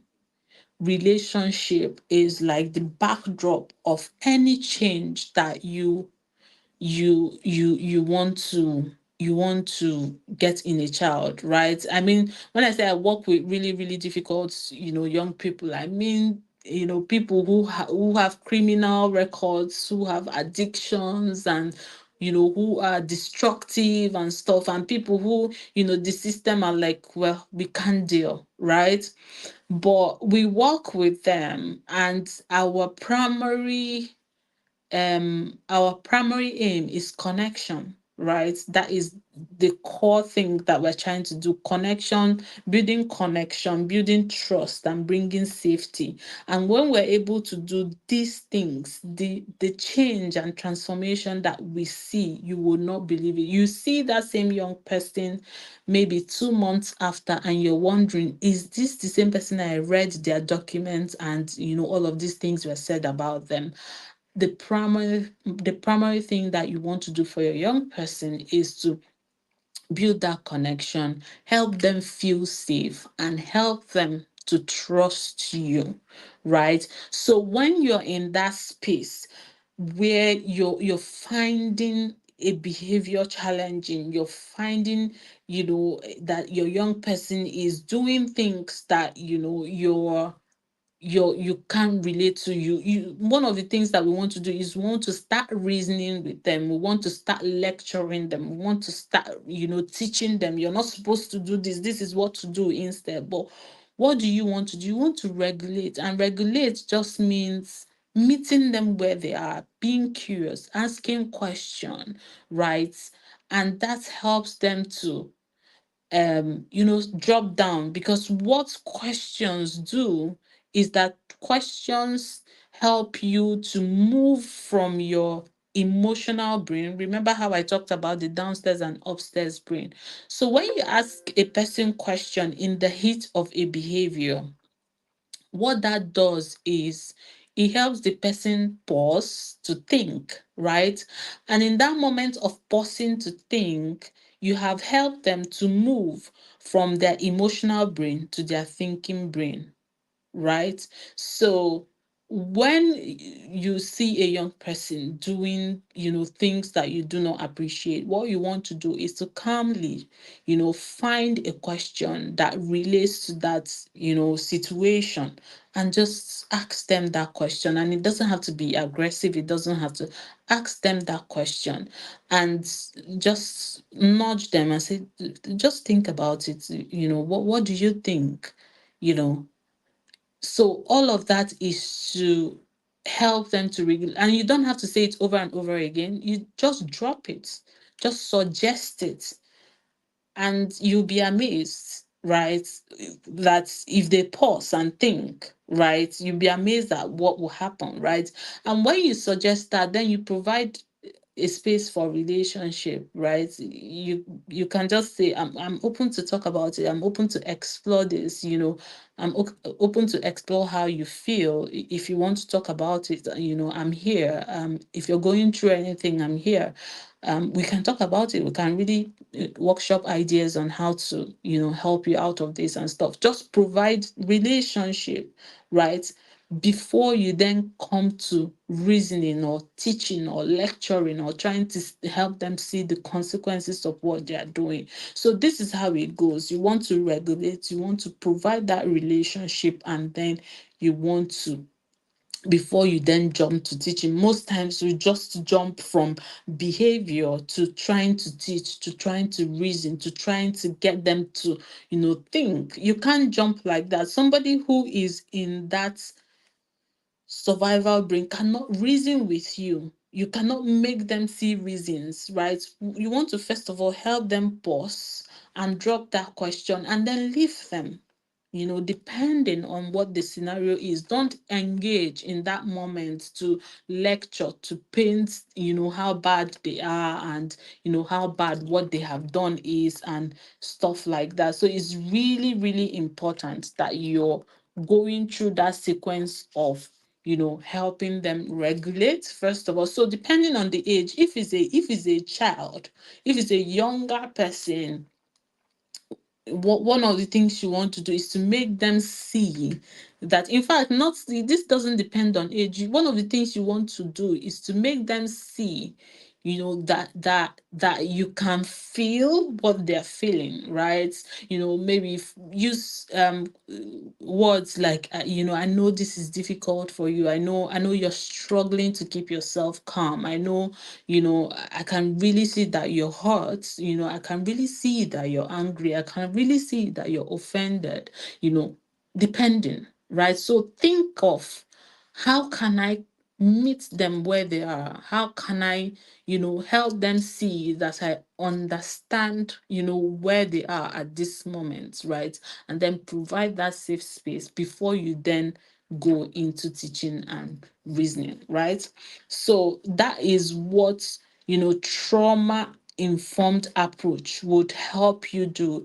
It helps you see that this behavior is not because this person just wants to do it. There are things that are leading to this behavior. So that behavior is communication, right?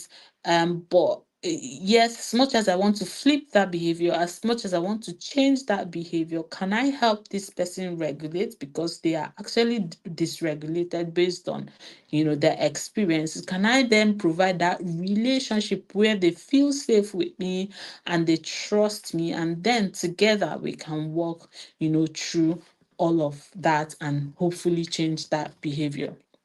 Right, so that's in a nutshell what trauma informed approach will tell you do. So, final words for me, final words in a nutshell. If you're living here and you're wondering, okay, and now I know that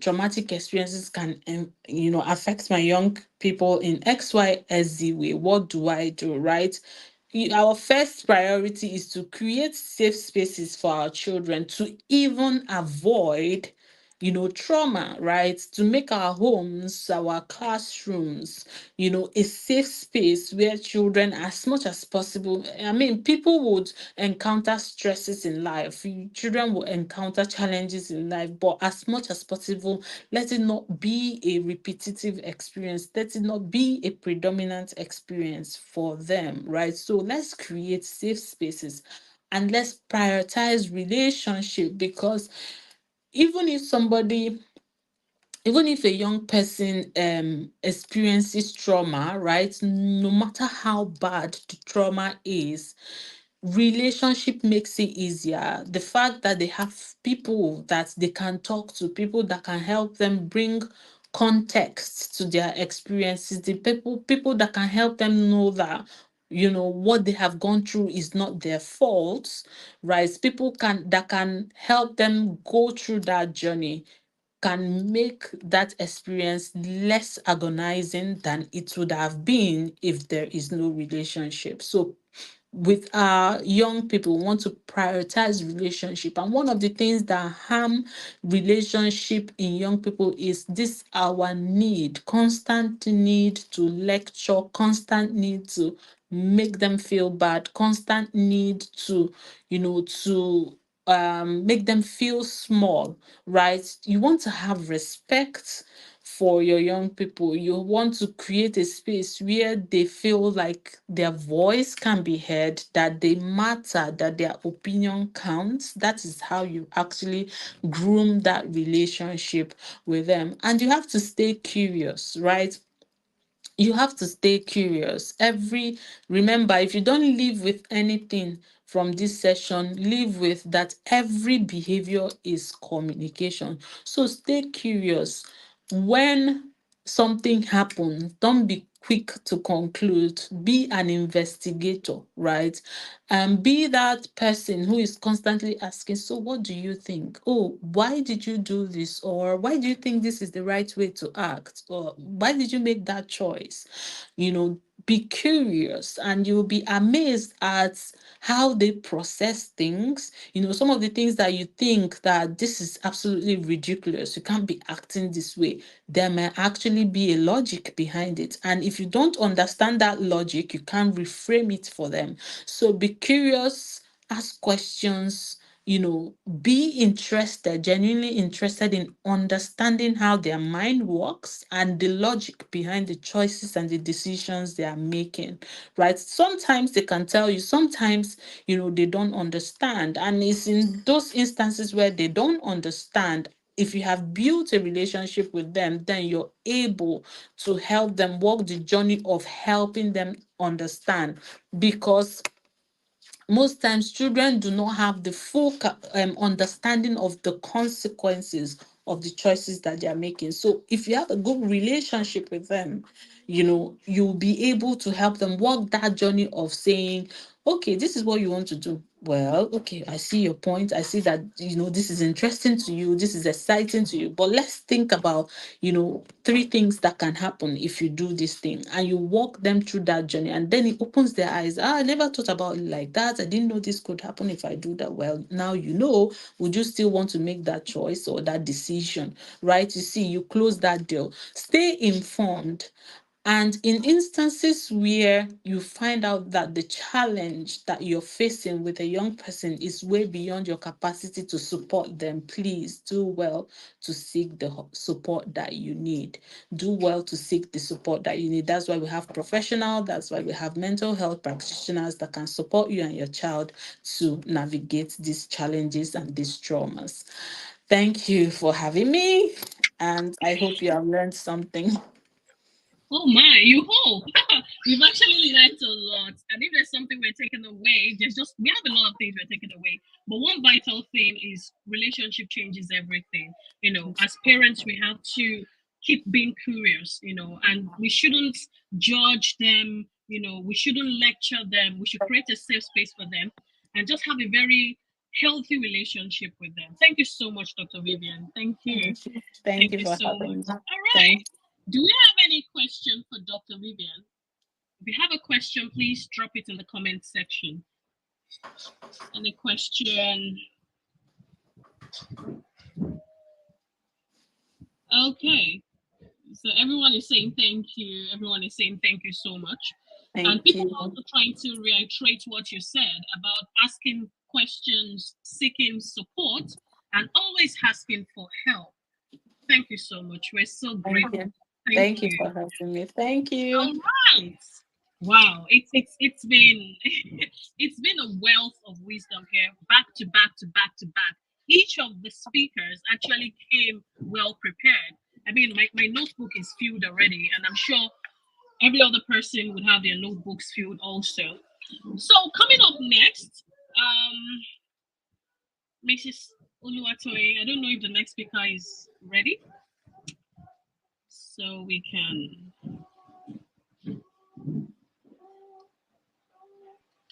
So our next speaker is here.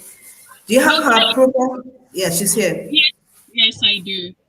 Okay. Okay, so the next speaker for today is Mrs. Mary Blessing Ogo, who is a clinical psychologist. She's also a certified sleep therapist at Alpha Academy. So she works at Olesta Wellbeing and Recovery Center, where she leverages her expertise in sleep disorders and emotional wellness. Combining compassionate care with evidence based therapies, she delivers personalized support to individuals. A dedicated mental health advocate, she had actively engaged in humanitarian initiatives, promoting awareness and access to mental health resources for communities. Driven by passion for transformative care, our work embodies a commitment to improving lives and fostering lasting recovery. Wow, this is a lot. Please, let's welcome our next speaker, psychologist Mary Ogbu. Nice to have you, Ma. Thank you for being here. Can you hear me?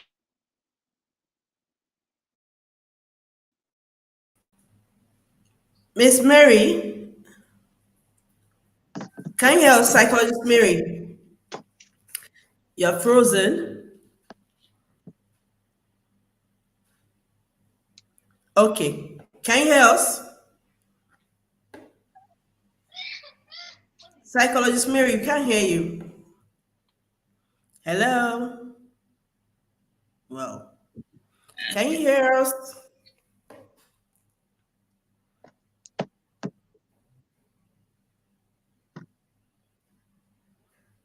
Hello, can you hear us? I don't even think she can see us because we are waving, but I don't know if she can see us also. Hello, Ma.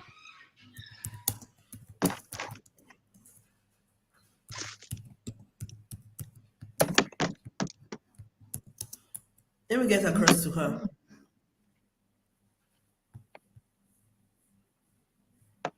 Okay, let me get across to her. Just a minute. Okay, no problem. problem. So while we are waiting for our next speaker, I want you to drop something that you're going away. Okay, I think she's back. Okay, hello ma. Good evening. Okay. Hello, everyone. Can you hear me? Yes, we can hear you and we can see you. Can you hear me?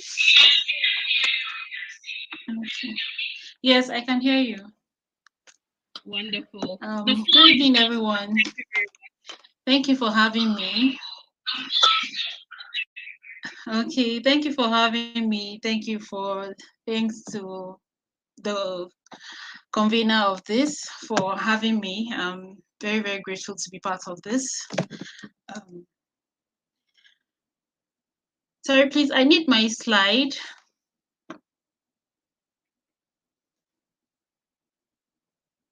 Okay, please, just a minute. Your slide is coming up. Just a minute. Your slide will be up now.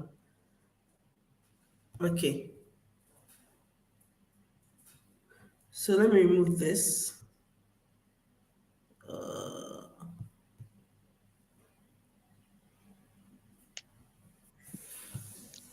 Just a minute, please. I want to remove Or this should slide. I present You can start. I would. my You can start. I'll now add your slide? slide. Don't worry.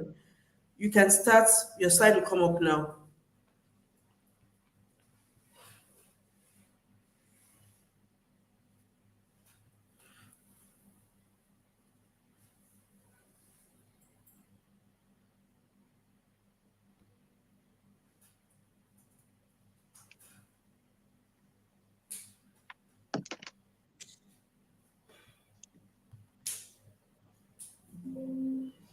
Okay, so it's uploading, but you can start while the slide is coming up. Psychologist Mary, can you hear me? Okay, okay. Okay. You have to mute one of your systems, like you have two systems up.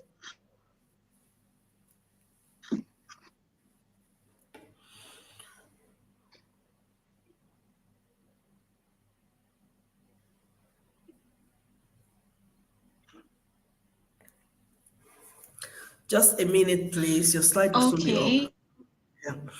But you can start. You can start. Then when the slide comes up, it's used. You continue with the slide. Okay, it's up. okay, Okay. okay. All right, all right. Okay, I guess I've been introduced.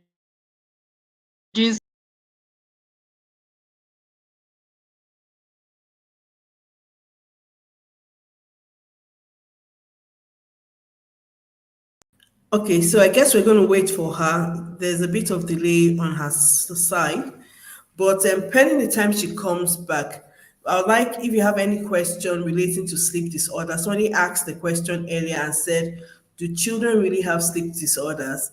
So she's going to answer those questions for us. But any other question you might have based on the three other presentations we've had earlier. You can also drop your questions while we wait for her to come back and join us. But I just want to say thank you to all who have been here for the past 4 hours. We started this session at 3 p.m. and this is 7 p.m. and most of you are still here. I want to say thank you so much. And like we said when we started, there's going to be a lot of information, but not just information, but transformation. Our session today is for us to learn and implement, not just to learn and not just for us to be informed, but rather for us to learn, change the things we need to change, and also implement the things we've learned. Like Dr. Vivian said, as parents and caregivers, we need to see every behavior our child display as a communication. Every behavior is a communication. Dr. Vivian also said that as parents and caregivers, we should avoid lectures. Rather, we should seek to understand the child. We should be more curious about understanding the child. Psychologist Maria, she spoke about anxiety and depression. She spoke about the early signs of anxiety and depression. She spoke about the emotional side signs, the physical signs, the behavioral signs, which are very important for parents to note so that you can step in and help your children. And one of the things we need to know as parents in this generation is that there are quite a lot of things happening now that can actually tilt our children towards having a mental disorder. However, if we create the right home environment, if we create the right um, childhood experiences for them, they will not have these disorders. So it's very important that we understand this and know what to do. Then Dr. Motorayo, she gave an in-depth explanation of what child and adolescent mental health is about. She spoke about the different types of mental disorders can that comes up in childhood and also adolescence. One of the things she said that really struck me was the fact that she said psychosis or schizophrenia starts in adolescence. But most times, because parents did not know, they don't take the child for treatment, rather they might take the child for other alternative intervention. And like I said when I started, I said the longer the untreated period for a mental disorder, the more difficult it is for the child to go back into his or her premorbid state. So while we're waiting for psychologist Mary to come, please, if you have any question, please, we'd like you to drop your question and we attend to it. Let me reach out to her again. Just a minute.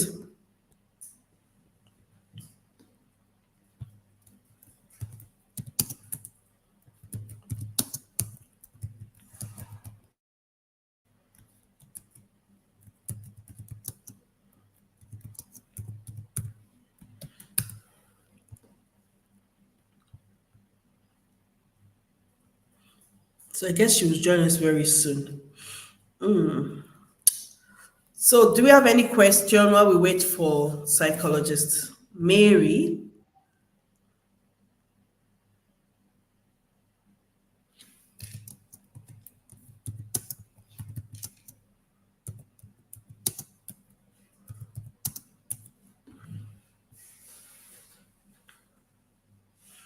Okay, so she's logging out and coming in. She actually said she's been here, but I didn't see her. So she's logging out and logging back in while we wait for her. Thank you so much for being here. Thank you. I really appreciate all of you. Thank you so much. So do you have any question? Any question?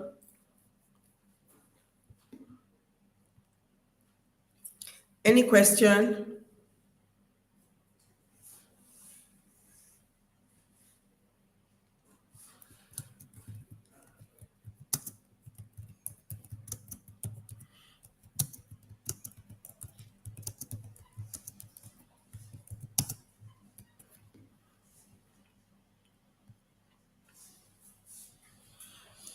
Any question? So, okay, I can see her coming up.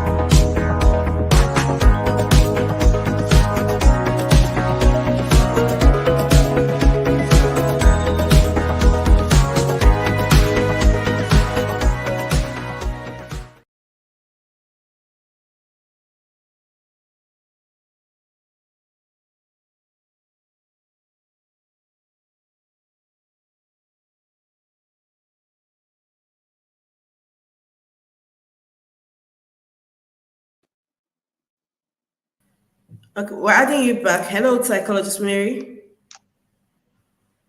Okay, you're welcome back. So I guess it was a network. So the floor is yours. Thank you so much.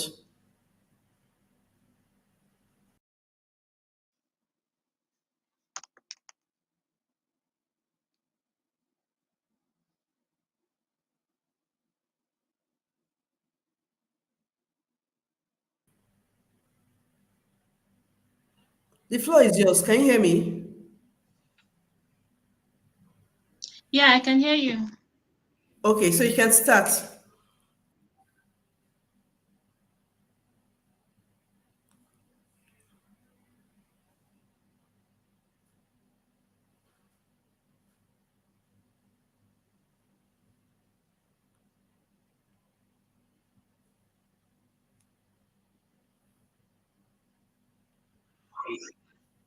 Hello.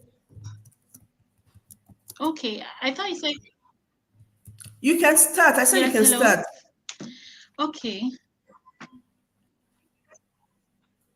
okay, You can start, yes. okay. Well, starting, I'm going to be presenting on disorders in children and adolescents. So we all know that sleep is an essential physiological process that occurs in most animals, including humans. It's a natural state of rest in which the body and mind becomes inactive, and there is a reduction in sensory awareness and voluntary muscle activity. While it might seem that a passive state sleep is an active process that is critical for physical and mental well-being, the science of sleep explores the biological mechanisms underlying sleep, its regulation, and its function. Sleep is regulated by complex interactions between the brain and the body, which are influenced by a variety of internal and external factors.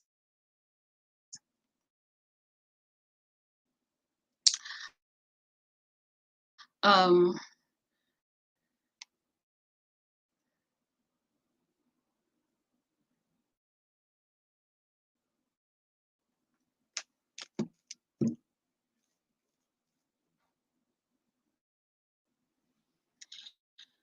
the slide is not moving. Can you hear me? Yes, I can hear you. I just moved the slide. It's like your network is not too good, right? Do you want us to do this tomorrow?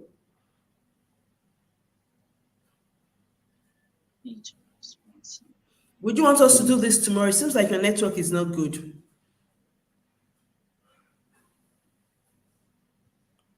Can you hear me? Wow. Can you hear me, Mary? Okay, so it seems like we'll do this tomorrow.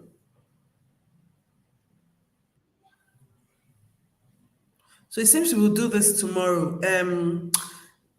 Our moderator, madam. So I guess we'll sign out today and we'll start tomorrow by 3. Thank you so much. So I'm handing it over to you. Thank you.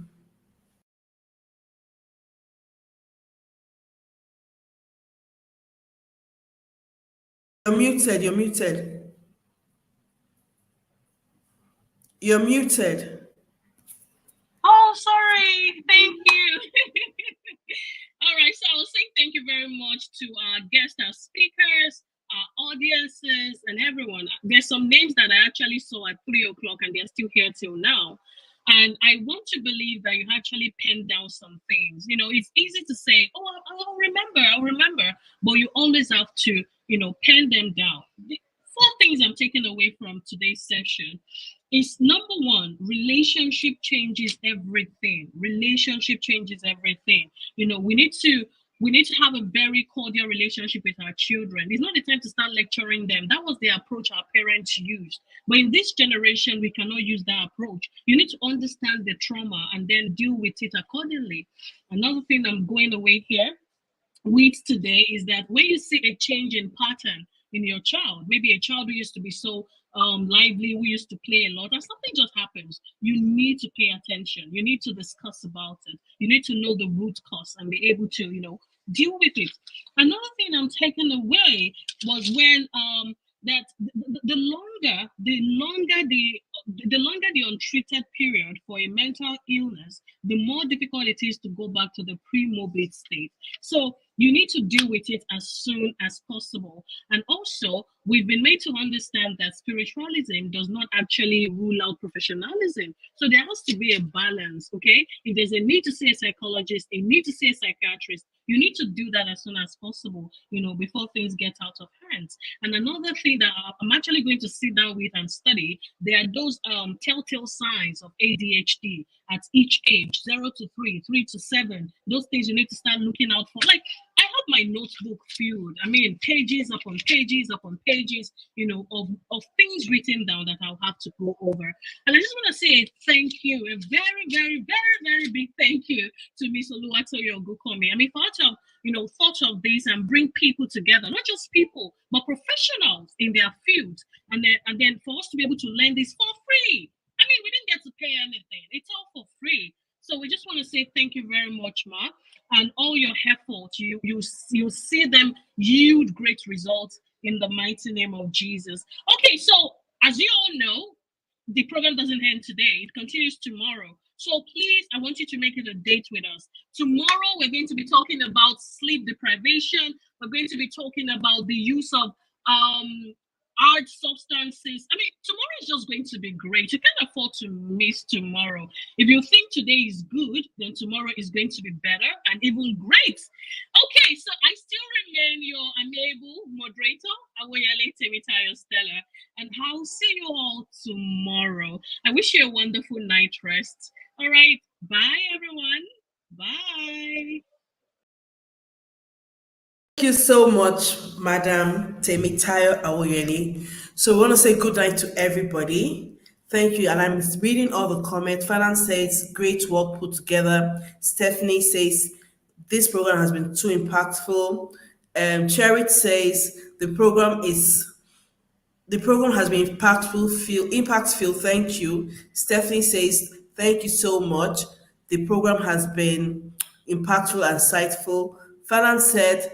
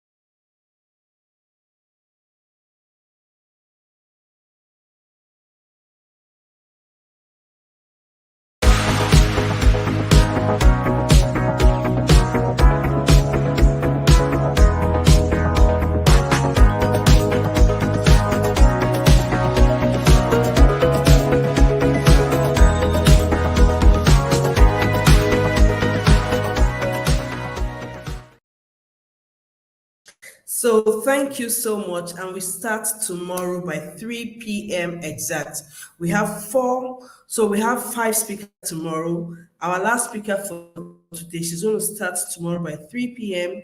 By 4 p.m., we have Mr. David. By 5, we have Mr. Thank God. By 6, we have Miss Oladre. And by 7, I'll be rounding everything up. Thank you so much, everyone. Thank you, thank you, thank you, thank you. Have a nice evening, everyone. Good night. Bye.